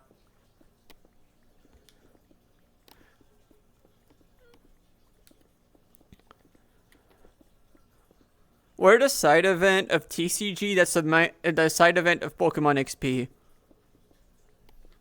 At Worlds. Confirmed. We're always a side event to TCG, by the way, although it used to be way worse back in the day. Like, I remember there were regionals where VGC did not even have a stream, but TCG did. It happened multiple times.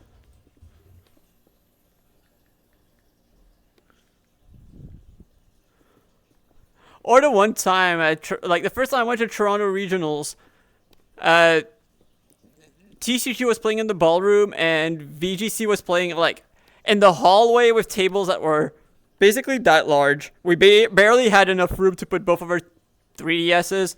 When we're writing down notes, we could see what the other person was writing down because it was just, we did not have space. And I remember I got info from my opponent because like I remember that my opponent found out that my Garchomp, one of my opponents found out that my Garchomp was Choice Scarf on turn 1 because I went before a Pokemon on her side.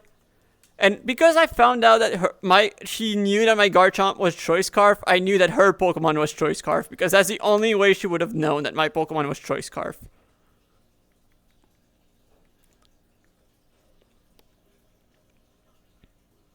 Like obviously I was gonna take advantage of that, but it is so stupid that I could.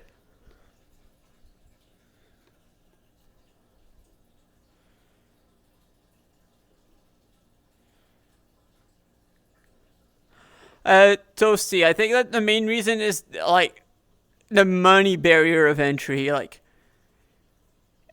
and also it is much easier to get into the TCG at the local level, and then once you get to the local level, it's much easier to go from local to regional level. Because like VGC is way more popular when it comes to the viewership, but not necessarily when it comes to the number of competitors. It also doesn't help that they just reserve more spots for TCG, but it's also mainly because they just get more people straight up. But yeah, like, they've always done a worse job at advertising VGC. A lot, and the thing with local stores is a lot of them just, because it's not like TCG, they buy packs. Like, it makes the store money. VGC, not really. So they tend to tolerate VGC at best at their stores. And because of that, they don't necessarily put a lot of effort into advertising the fact that they've got VGC locals. For a lot of them.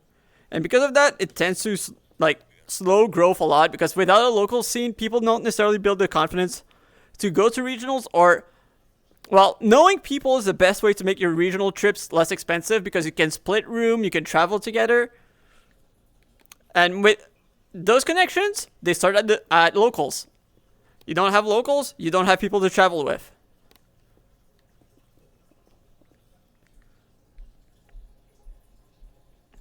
The problem is with Champions is, because there's no local communication, they need to provide, like, the venue needs to be able to provide internet for the competitors.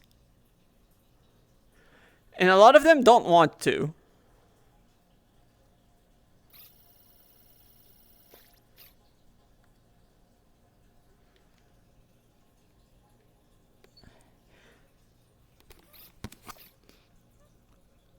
And just because it can host doesn't mean they want to. Like, I won't be surprised if... I don't know if Champions is going to be a step back or a step forward when it comes to, like, to the local seeds.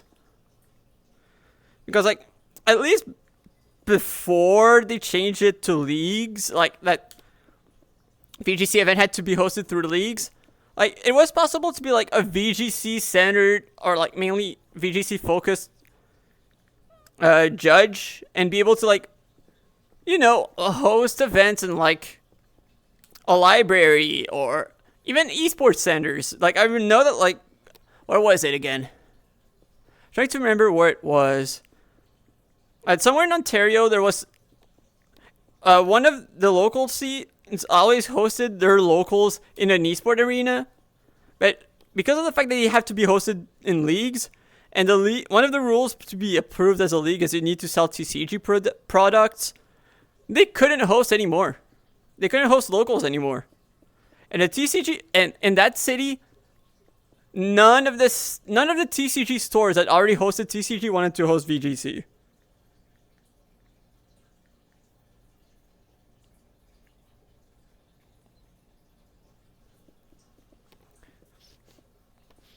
Are you sure you really have nothing, Matt? Because, like, I know that you guys have a lot of... Argentina has a lot of strong players. Like, the problem is, like, even if they have stuff, it just tends to be extremely poorly advertised. That's also one of the big problems.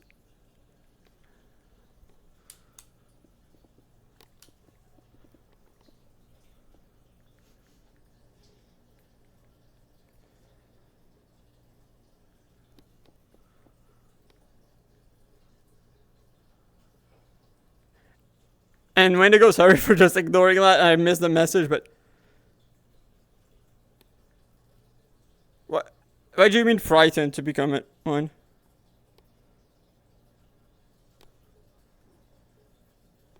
Wait. In Peru, nothing? That doesn't sound right.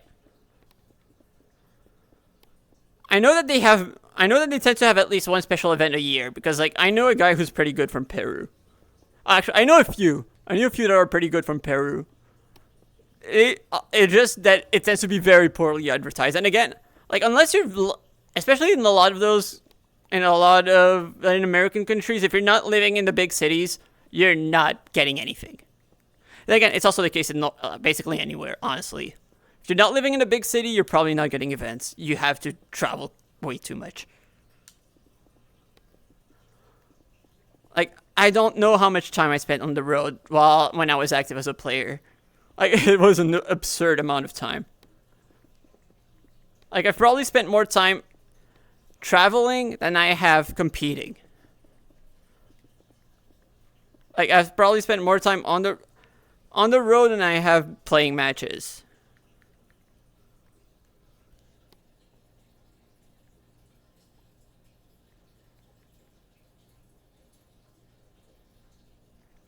Yeah, Matt, you usually tend to have at least like once per season in Argentina, and I think same thing with Peru.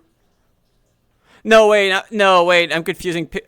Oh my god, I feel so stupid because I think I was mixing Peru and Chile. Although Peru do have some strong players, I was thinking of Chile.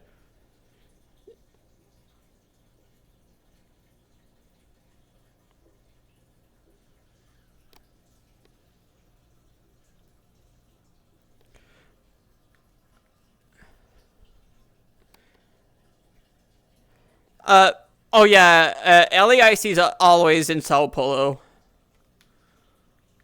I don't think it's ever been anywhere else, and I don't think it's going to change. To be fair, I don't think that like the problem is that because there's prize money and with the gambling laws, I don't. There's not a lot of countries that can host LAIC. That's one of the big problems.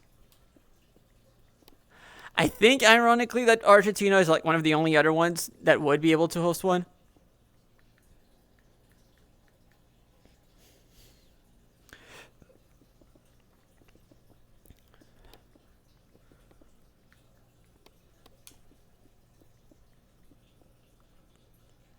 And yeah, and without tournaments, then usually like people don't necessarily have the need or motivation to get better, and I can tell that.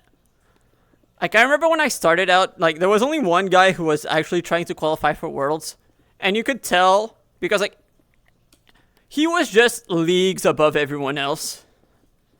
Like, and I think the moment that when they announced Toronto for 2017, like everyone at our local scene said, "Yeah, we're gonna go."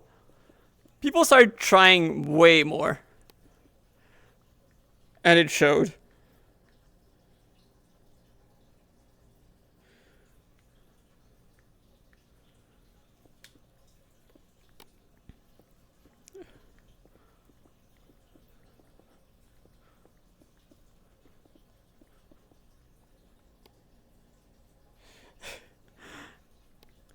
Actual gambling? That isn't say like there is so many layers of messed up.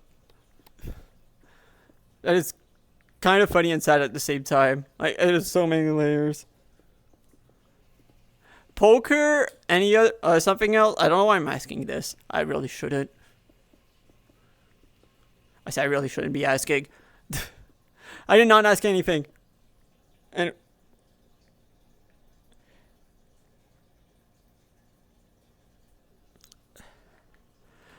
honestly, like, when you go a game with real time fighting, like I think that like what I'd want would be something closer to Pokken than what we got in Z. Like, I guess technically that's what we got with ZA, but I think I'd enjoy something closer to what we got with Pokken than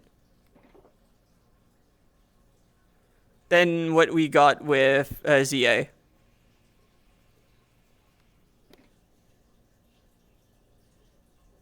And yes, Ditto can copy Omega. Like I think that for me, like Pokken looked really cool. I just never really got the chance to pick it up, which is a bit unfortunate. I know that one of my VGC friends' brother was apparently like one of the best Pokken players out there, but he just never really got the chance to travel.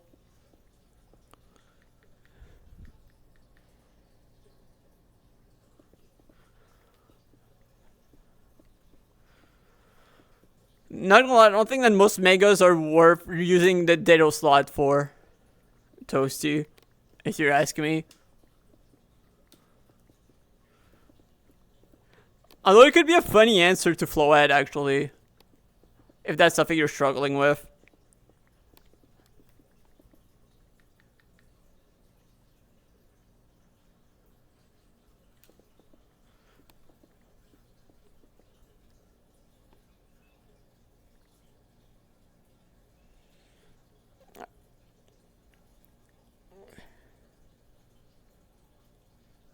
It probably is. It probably is based on Vegas. Now I think about it. And no, I haven't tried the ZA metagame. I have not touched ZA at all. I didn't buy the game. I was about to say I still am, but I was too unemployed to be able to justify buying the game. But I'm no longer too unemployed anymore. I'm just too busy.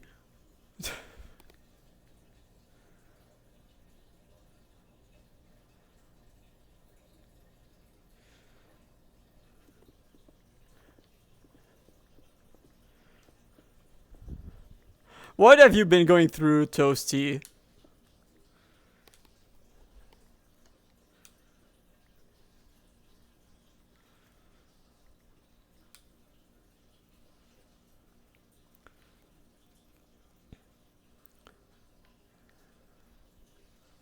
Because you're right, I do not know. Because I've barely been playing. Sure. Because I have seen some people play the ZA Battle Royales a little. And I know. So, like, it's not like I've got a lot of knowledge, but I would say that I know practically nothing.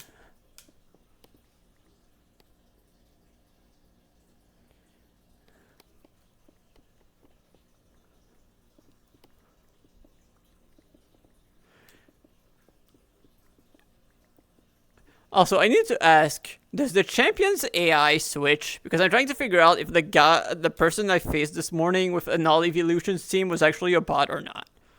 Because I thought, oh, this is probably a bot. Then the bot switched out for, like, a defensive strategic move. And I was like, is it just, like, a bot or just someone who's just, like, plays as well as a bot?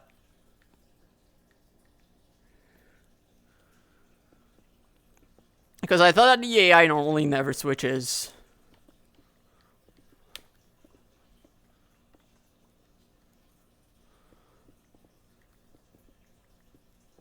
Like, it wasn't even a bad switch. It was just that the team just had nothing to just deal with Mega Metagross except for, like, Umbreon, but I could just bully the team anyway.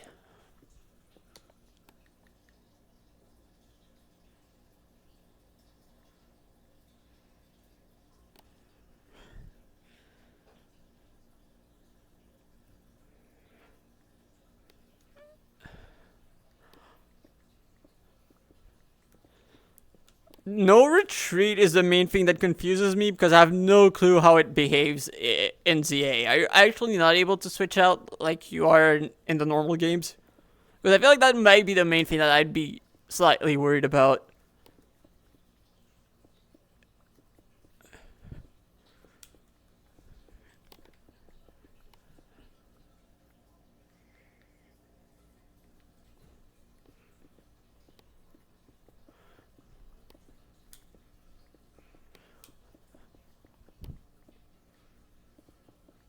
And I'm guessing that we're talking, like, when we're talking ZA meta game, we actually mean, like, the ZA games, and not, like, with the ZA mechanics, and not necessarily, like, Showdown ZA, where it's, like, you have the standard Pokemon mechanics, but it's just ZA decks.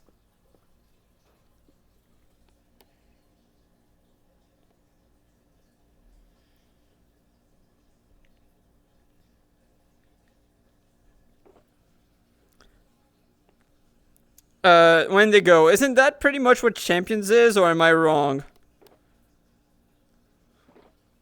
Like, it sounds like you're trying to describe Champions.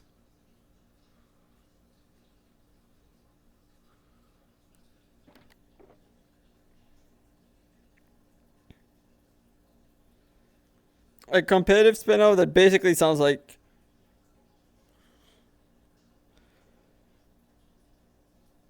Oh, okay, so basically, like, for example, you could use no retreat after you use it, after you switch into phalanx as your third switch. Oh, that makes sense. Okay, that makes a lot of sense. Like, it is a lot of weird moves, but it just kind of makes sense.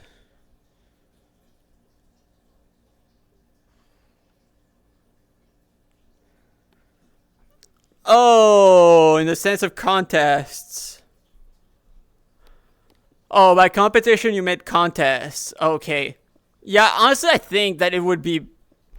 I will be honest. I think that a contest spin-off would be way better than like the contest mini games. Like, I think that the contest, like, it might just be me, but I think that the contest mini games tend to be a bit too simple because they're just a sub part of the main game. That, like, I think it's hard for me to, like, see them as anything more than a chore. So, like, I think that if you gave it, like, the proper attention it needed, it would be as interesting as they made it try to look in the anime. Like, at least for me, like, it was just, like, in the games, I've always found it extremely underwhelming, as much as I wanted to like it. Like, I basically only did it in Emerald because I wanted to upgrade my, like, I wanted the nice, fully shine, like, the nice upgraded trainer card.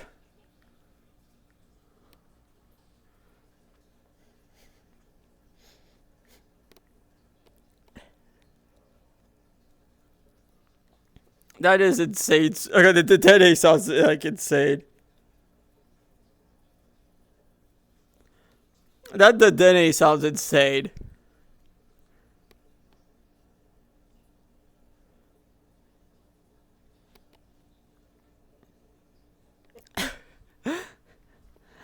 My favorite part in there is just seeing the middle claw and knowing that there's a valid reason to run it, even if I don't know what it is. Like, just seeing, yeah, middle claw is the call. Middle claw, more like meta claw.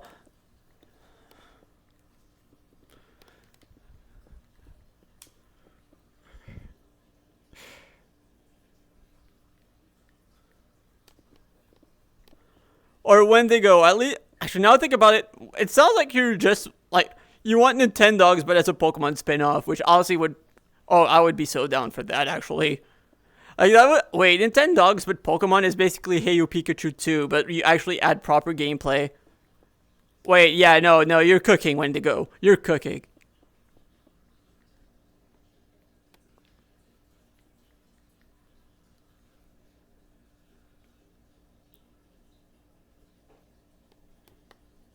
Wait, it is? Oh my god. It only gets Metal Claw? That is insane. Not even Iron Head. Huh.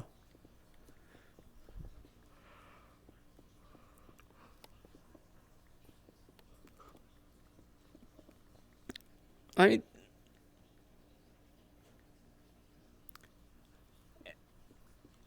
Any reason why it's Galarian Stunfisk instead of Excadrill? Like, even non-Mega Excadrill? Like, I believe that there's a reason why, and that's why I just want to hear the reasoning. I'm just very curious.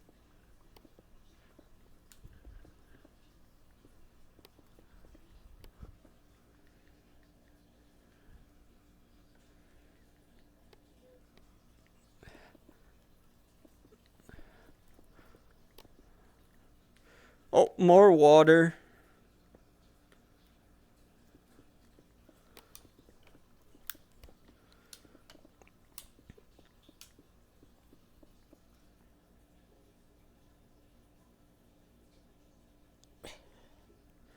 Oh, okay, that's why.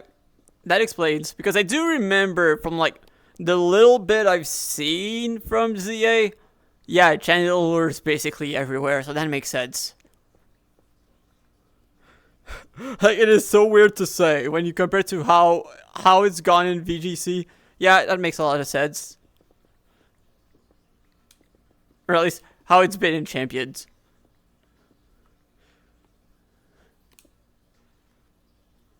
Oh, my pixel is starting to get pretty low. So, let me scan this guy. Thank you.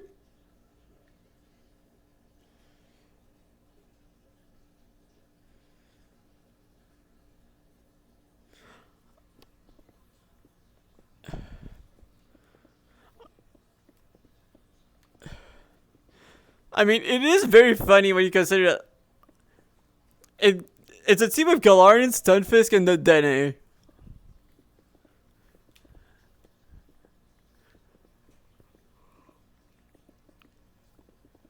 Like, you're saying for some reason, Matt, the reason is Galarian, Stunfisk plus the Dene.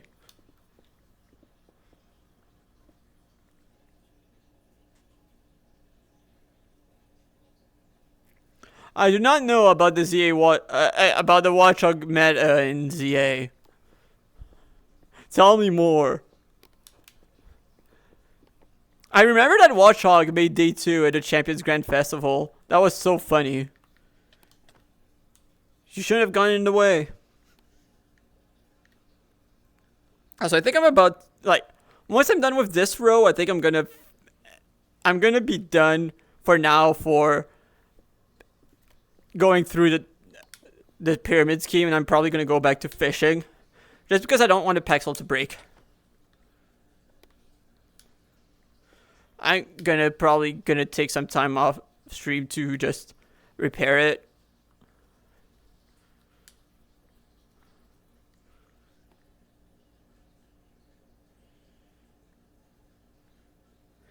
What made it a niche pick?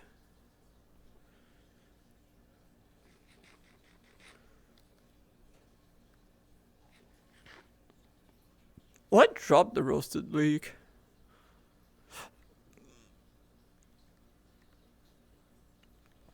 Oh, TR. Now let's pyramid scheme. Let's drop some stuff. That one is full. I'm gonna need more chests, but thankfully I've got more in the first chest of this row.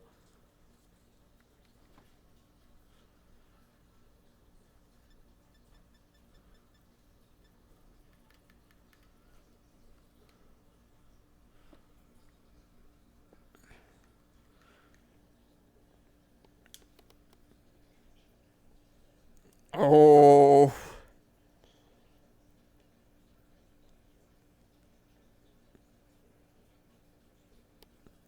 I mean, it's kind of what both regions are doing for the colors for the forms. Like, I think that Golurk might be like the one exception, like Obsidian Golurk, but I might be remembering wrong. But like, what's its name? Like all of the Obsidian Pokemon are basically black and purple too.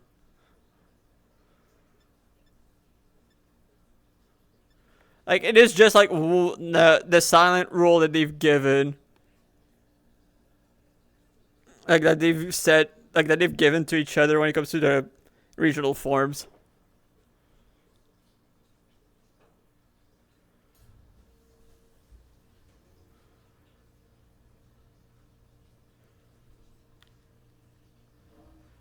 That's why.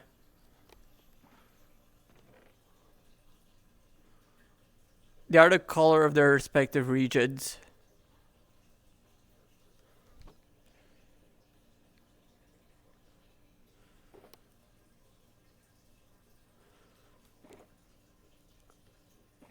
I don't think it's ever gonna come back, but I miss unnerfed Kangaskhan. Definitely a war criminal, but I like that war criminal. One day I'm gonna properly sort everything out in these chests.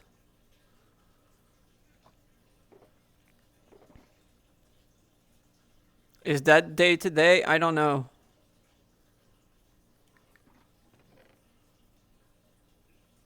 No, that day's not today. I already know it is not today.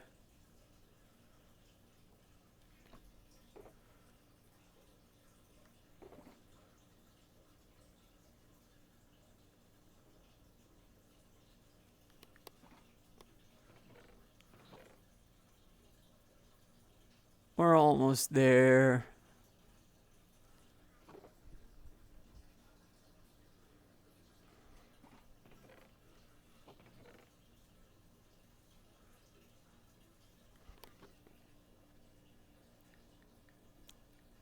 Yeah, it is insane. It is insane when like the rules are so weird it allows some really really weird Pokemon to shine.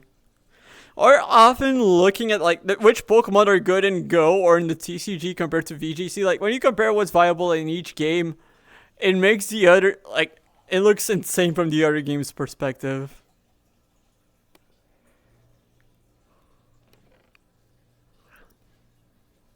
Right. First of all, held items, quick claw in there. I don't think that. Oh, there is one here. Now let's help those combis out. And do we still have some bait? Yeah, we do. Now you know what we're gonna do? Fish. Oh, I still had some, huh?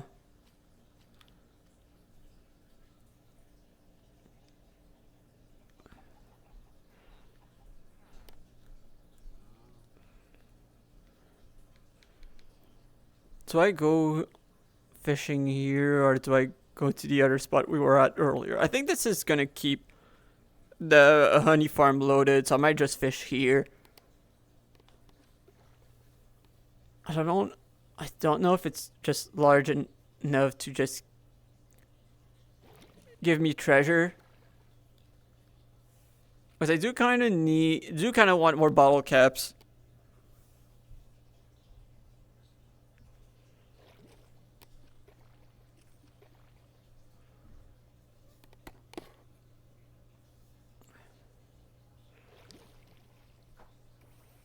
I might also want to start looking at different biomes for different Magikarps. But then again, it's not like I've got that many Magikarps.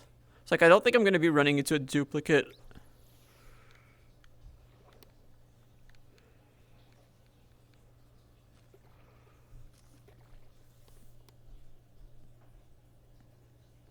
I don't even think I can get...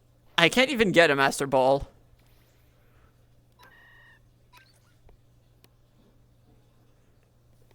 We don't have a way to get Wither Schools, so we can't get a Nether Star. And we don't have access to the end, so we can't also get like each of the shulker parts. For one, we can't even make Beast Balls. We don't have access to Echo Shards.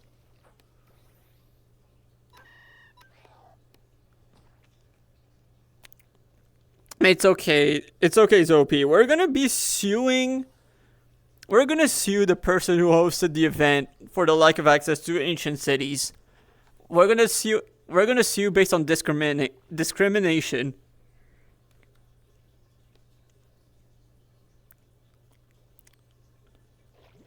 He said a lot of damning things. So we're gonna take him to court, and we're gonna win the case. It's gonna be the most beautiful win.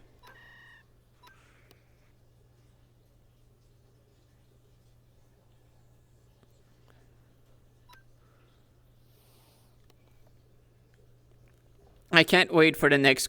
I can't wait to go to court for that. It's gonna be so funny. Because he really, really shot himself in the foot with the evidence. I've never seen someone like really shoot themselves in the foot after being told, yeah, we're gonna sue you.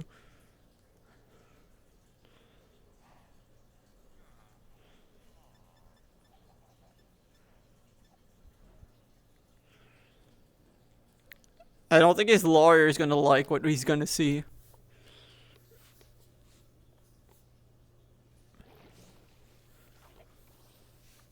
If he even gets a lawyer. Because I think that with the lack of it, like the trial for the ancient city, I think is gonna be one that's gonna be universally, like I think despite the fact that like Camp Wooper and Camp Turtwig are enemies, that is gonna be like the one thing that we're gonna stand together on. And probably even the camp counselors are gonna take our side.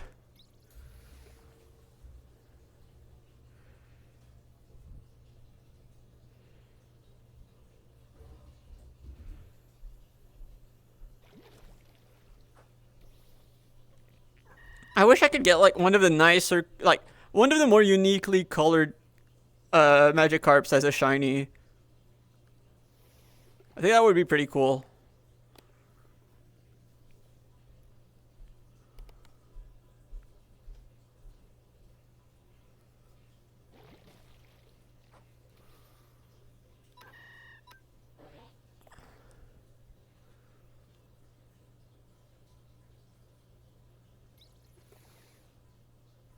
Man, I'm still so confused on where my shulkers went.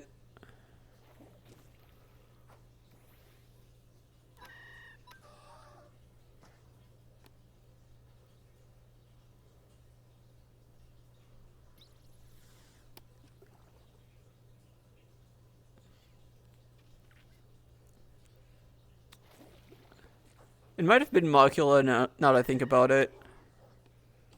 I don't know. Because he also placed shulkers and might have thought that some of mine were actually his, but they weren't.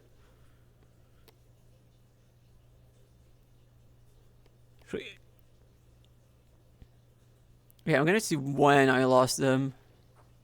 Because I think I might have had all of them when I logged on, but I might be wrong. So it's weird to see that some disappeared. Oh, I'll take Draco Meteor out of those. Oh my god, that's a Draco Meteor TM, not TR. That's insane.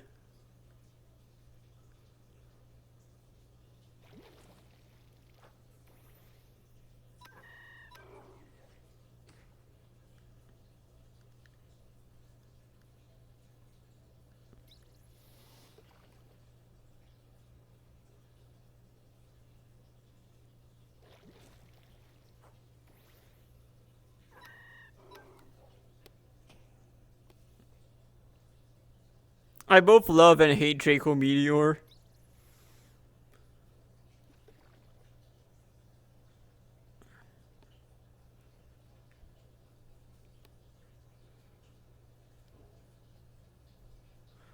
Oh, Clef. Oh, wait.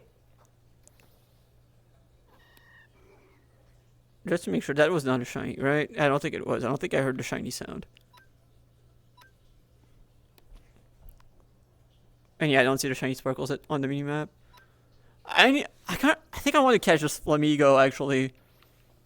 I kind of need at the very least, I need to see a Flamigo in the Dex, because there's a badge where we need to scan with our Pokedex 35 different fully evolved bird Pokemon.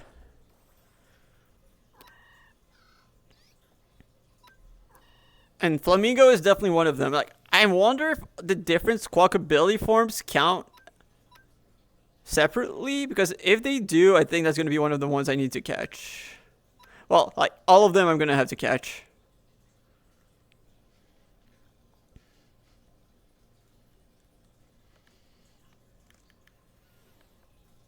We're going to see.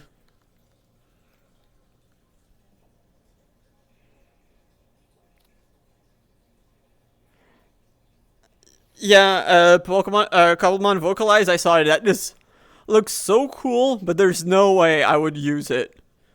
As cool as it looks, I would never use it, because the problem is, consider the fact that I can't even use chat, because of the fact that I'm playing in VR. Trying to use, like, I have to use voice chat to basically talk to anyone, so I would be very worried about stuff being accidentally activating while I'm talking.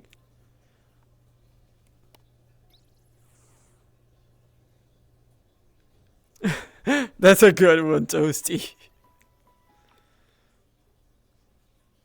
Oh yeah, like, the vocalized mod is really cool, but I wouldn't use it.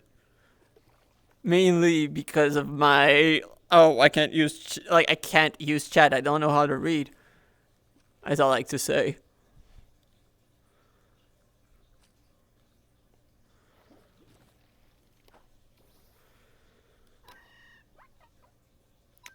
Tatsugiri does not get to live, but it's not going to jail. So, could be worse for it. I know I've got multiple Icy Winds. I'm gonna grab Soak. Oh, that's a TM too. I probably did not want a TM for that.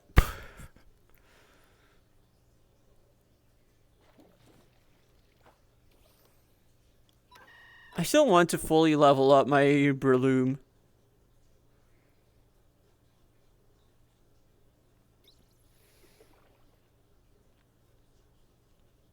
I need Dondozos. I need to continue hating.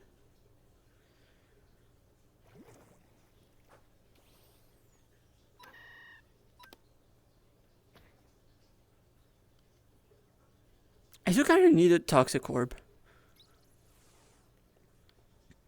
Especially since right now, a Breloom doesn't need the EXP share. Change held item. You know what? Do I want to give it to someone? Oh, I might give it to Blissey. But not put the Blissey on the team for now. Where is Blissey?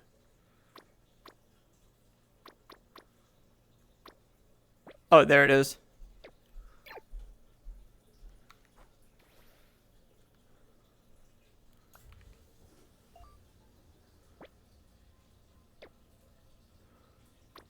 What? Oh, that's what I put in the PC. Because, like I said, right now I want to prioritize Breloom. I want Breloom at max level before.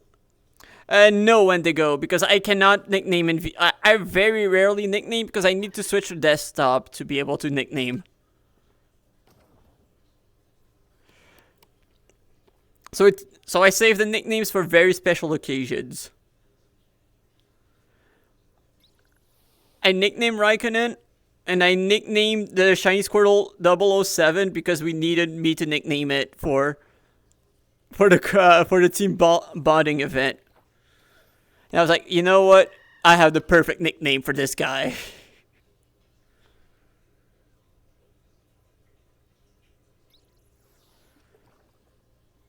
Like, I would probably nickname them more if I could nickname while in VR, even if typing in VR is less convenient. But the fact that I have to switch to desktop means that, okay, I am very picky with my nicknames. You have to earn your nickname.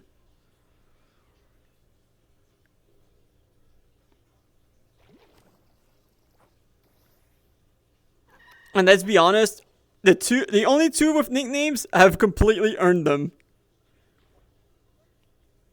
They're two of the Hall of Famers.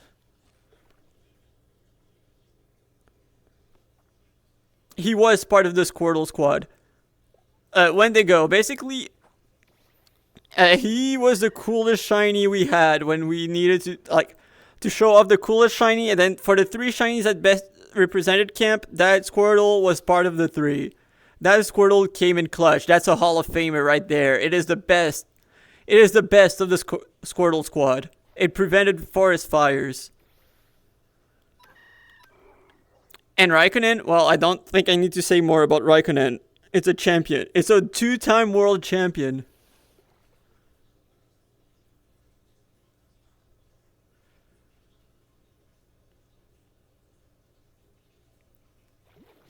Because remember, 007, because Squirtle looks like Squirtle with those glasses look like a spy. Looks like a spy. And on top of that, that's his Pokedex number. So 007.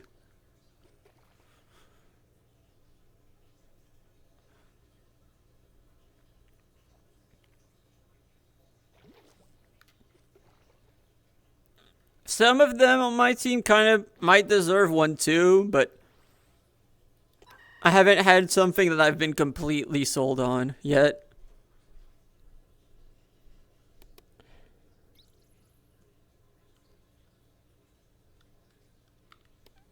Like their performances have not been on the same level as the Hall of Famers.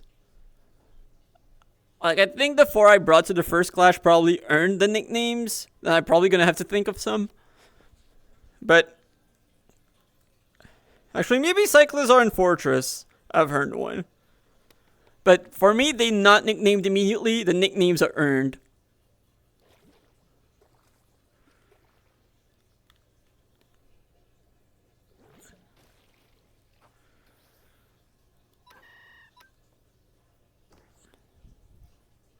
You know, it's just like how people like the greats in sport don't have their nicknames immediately. They're earned after they've accomplished things. That's the same mindset. They have to earn their nicknames.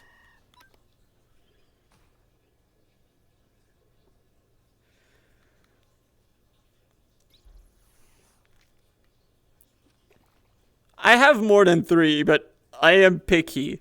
I'm picky with when I nickname.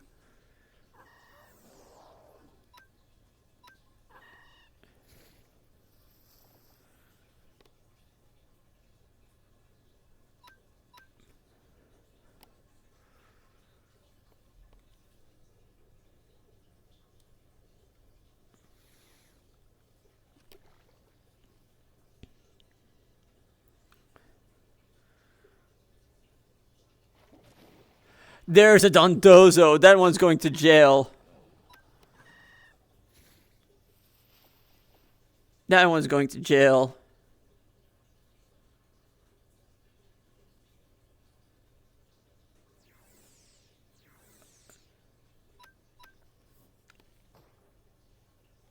One turn of sleep? Wait, can I throw a Pokeball even if it's... Yeah, I can. Okay, cool. That's actually kind of funny.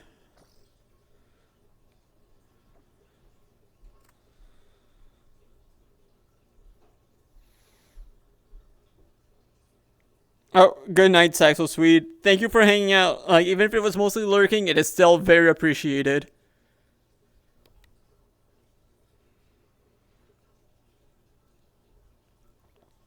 Oh, I forgot that I nicknamed Lego. The Electrode Lego. Is what revenge? But yeah, you know what? Yeah, Lego is also like... I mean, it did earn its nickname.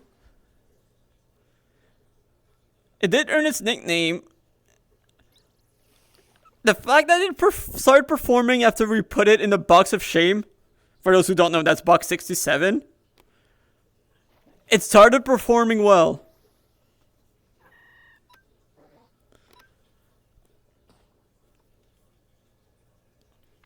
Actually, you know what? Yeah, Dondozo is the reason. You're right. Oh, I get it. I get it now, Matt. Yeah, Dondozo's the reason why I did poorly at Electrode Bowling. Ooh, bottle cap. Yes, please. Wait, where is it? Oh, there it is. Okay, I need to put something in that spot specifically.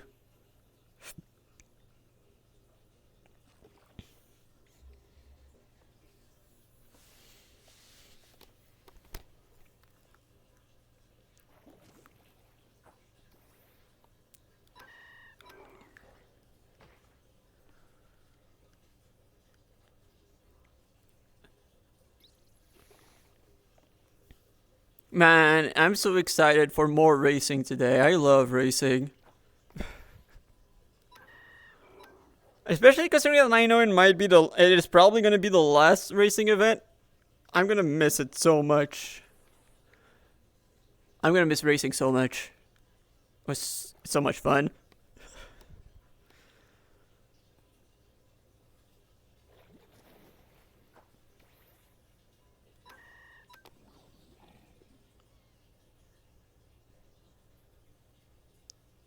But yeah, I'm usually like way pickier when it comes to nicknames.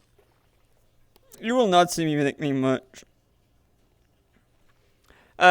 It's in box 67, which I called the box of shame.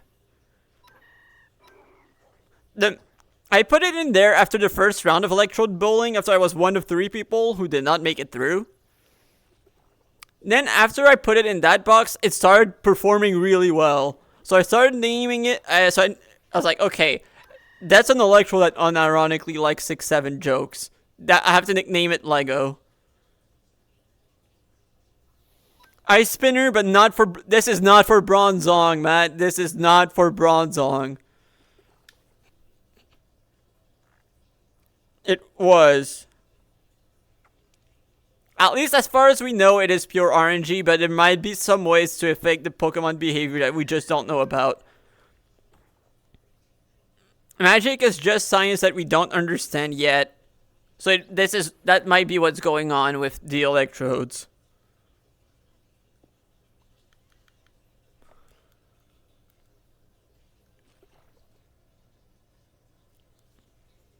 No, Matt, no.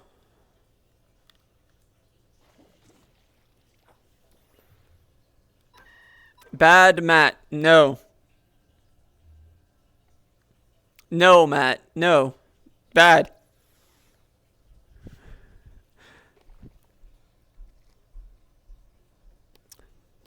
This is when I like slap. This is like I can see like the image in my head of Matt reaching out to Ice Spinner for Ice Spinner Bronzong, and Toshi and I both slapping Matt's hand. Like, no, bad, no, bad, no.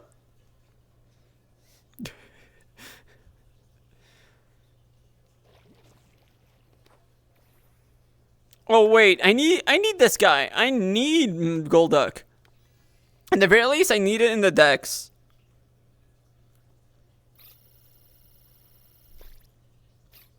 That's one more bird Pokemon.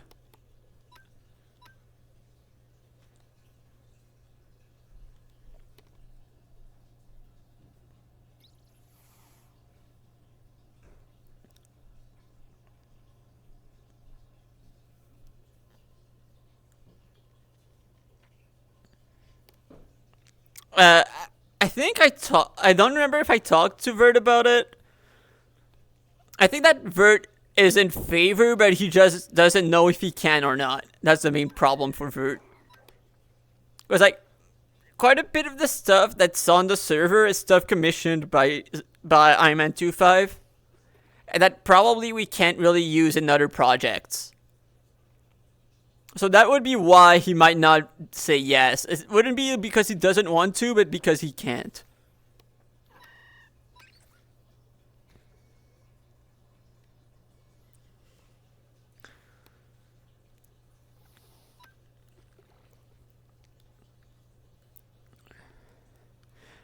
Matt, you might call us boring, but I'm just calling ourselves a good friend.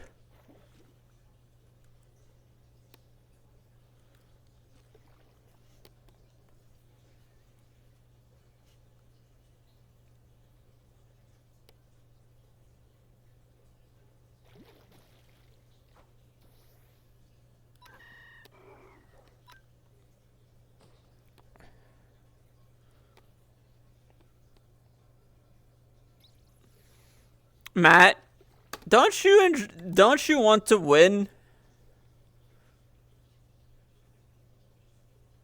Was it your main goal to win?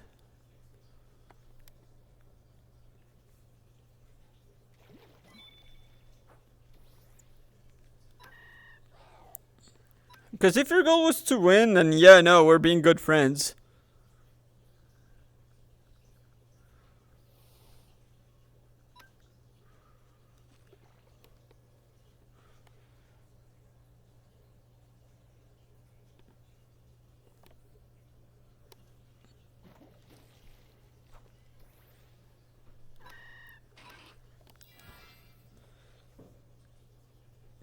I keep forgetting that it gets protect at low level. Not like it changes my decision much, but that's a thing.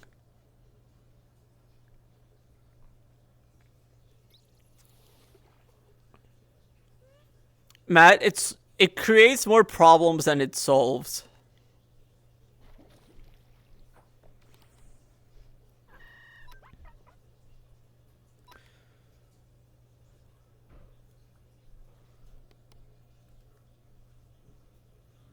Like, you can't call it a solution when it creates more problems than it solves.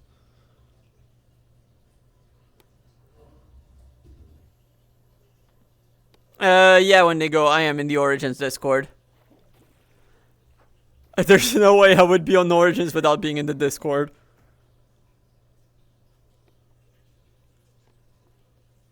That would be so weird.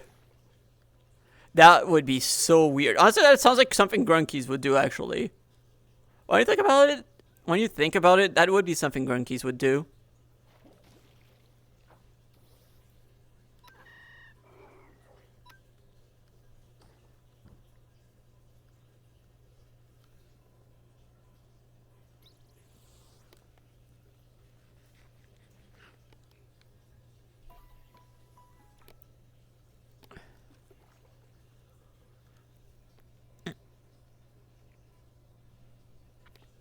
Matt, even you know that a lot of people tried it and then you have one outlier. That does not mean much.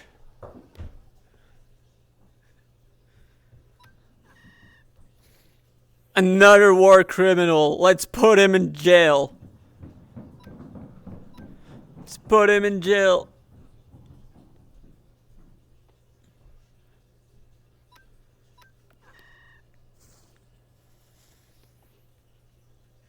I hate Dondozo, and so should you.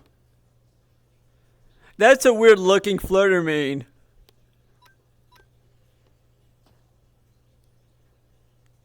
Fun fact. The first loss I've ever gotten at a regional was against Miss Drevis. The guy top cut the regional with Miss Drevis, and also top cut the tournament. But my first loss in the regional was against Miss Drevis.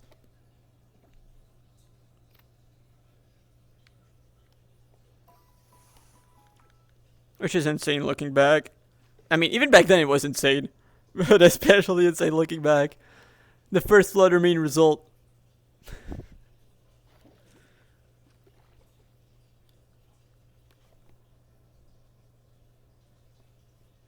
Honestly, the team was so cool. Like, it was Alolan Raichu, Miss Drevis, too. I think it was... I don't know if I remember the 6. I know there was Celesteela, Alolan Raichu, Tapu Koko, Miss Drevis. I don't remember the last 2, though.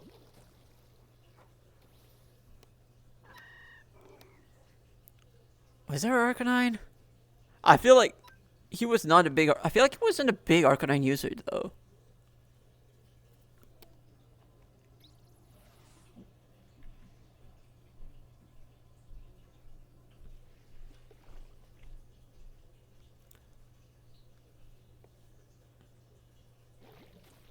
I need more honey. That's like the one thing I'm quickly realizing. I need honey.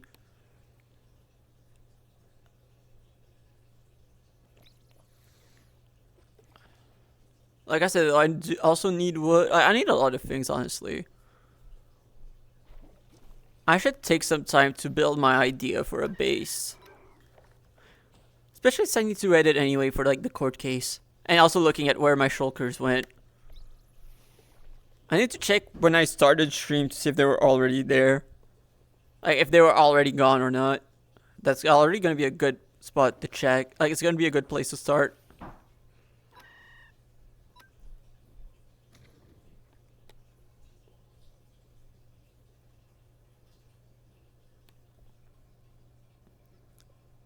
I caught another Dozo. That's what you missed, Toasty.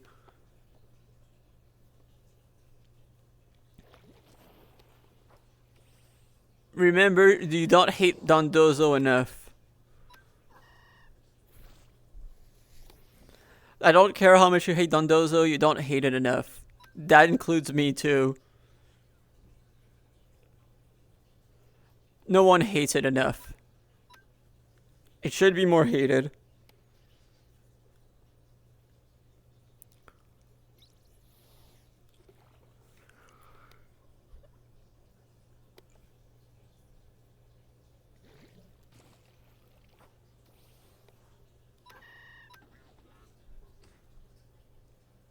I'm probably gonna reach level 75 without even trying.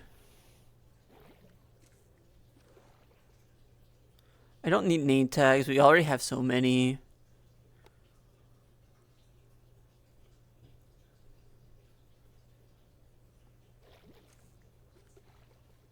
Okay, let's turn that into bone meal.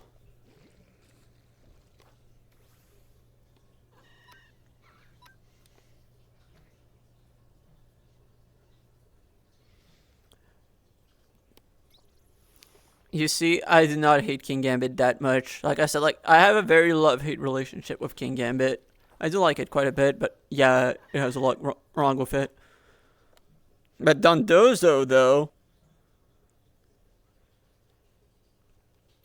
it is funny how it just went like... Okay, which Pokemon do we go for? I could go for Beldum since I'm shiny hunting it, but the catch rate is pretty low. Then I saw Dozo and went, you know what? It would be so funny if we go with this bit. we go with this bit, I think it's gonna be really funny. The super fan quest, like this super fan quest being turned into the super hater quest. It's yeah, I agree.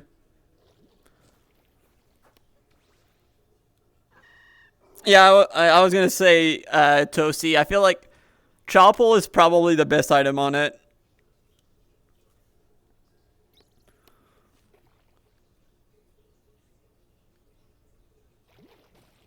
It's crazy how those items are good again. Like the type resist berries are good again now that you can't just click get out of bad type matchup free card.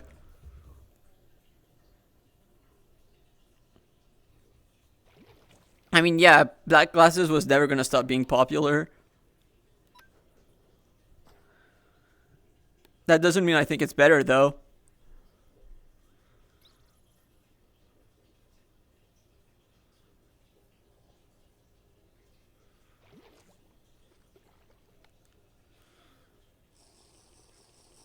Oh, I can drink that way, huh? That's cool. Let's include. Let's put this stuff in.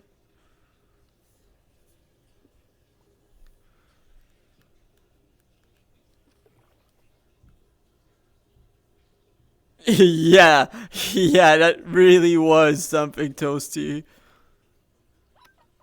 Are you reusing your citrus on anything? Because at that point, I think I'd just run citrus if I were you.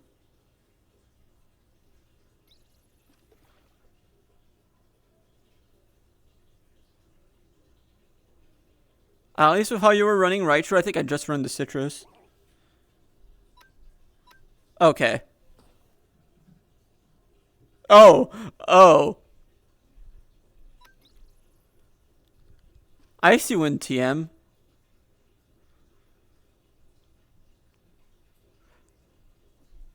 We probably need to organize our TMs better.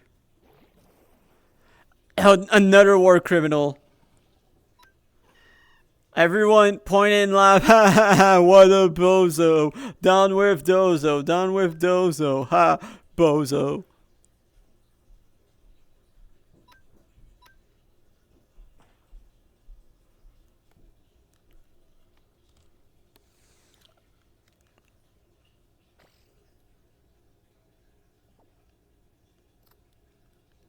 There you go.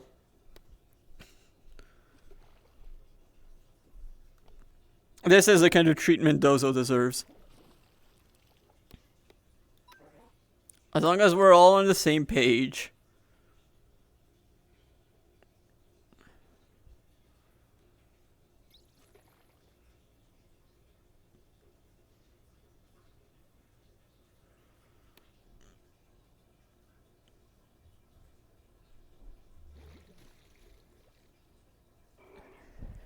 VGC. That is what started Dozo hate. It is the most boring. It is up there as one of the most boring Pokemon to play against. Like, not even just because like it's hard to beat. It's just that even when you beat it, it just feels like you're just clicking buttons. You're not like when you're trying to play a game that's strategic and you're basically forced to not like to play with the most brain numbing way possible. It is not fun, and that is what Dondozo is.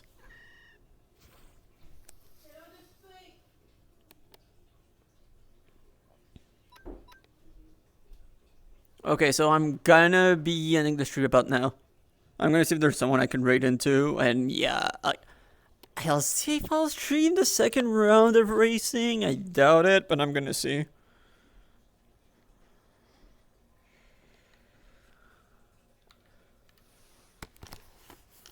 But yeah, basically, Dozo bad. Like, Dozo is extremely boring to play against, and that is why I'm always gonna be hating. Is there someone?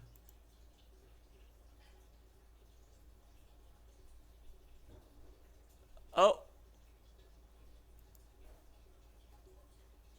Maybe Asha Waves?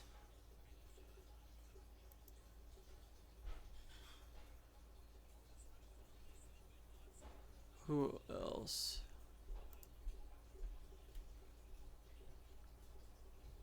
No, wait, yeah, let's go into Asha Waves.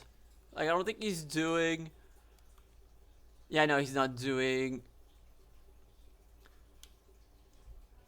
I think he's doing a sponsored stream. You know what? Let's accelerate into him. Yeah, maybe see you guys later. Maybe see you guys another time. Because I don't think I'll be streaming tomorrow. I'm definitely not streaming on Sunday. Maybe on Monday.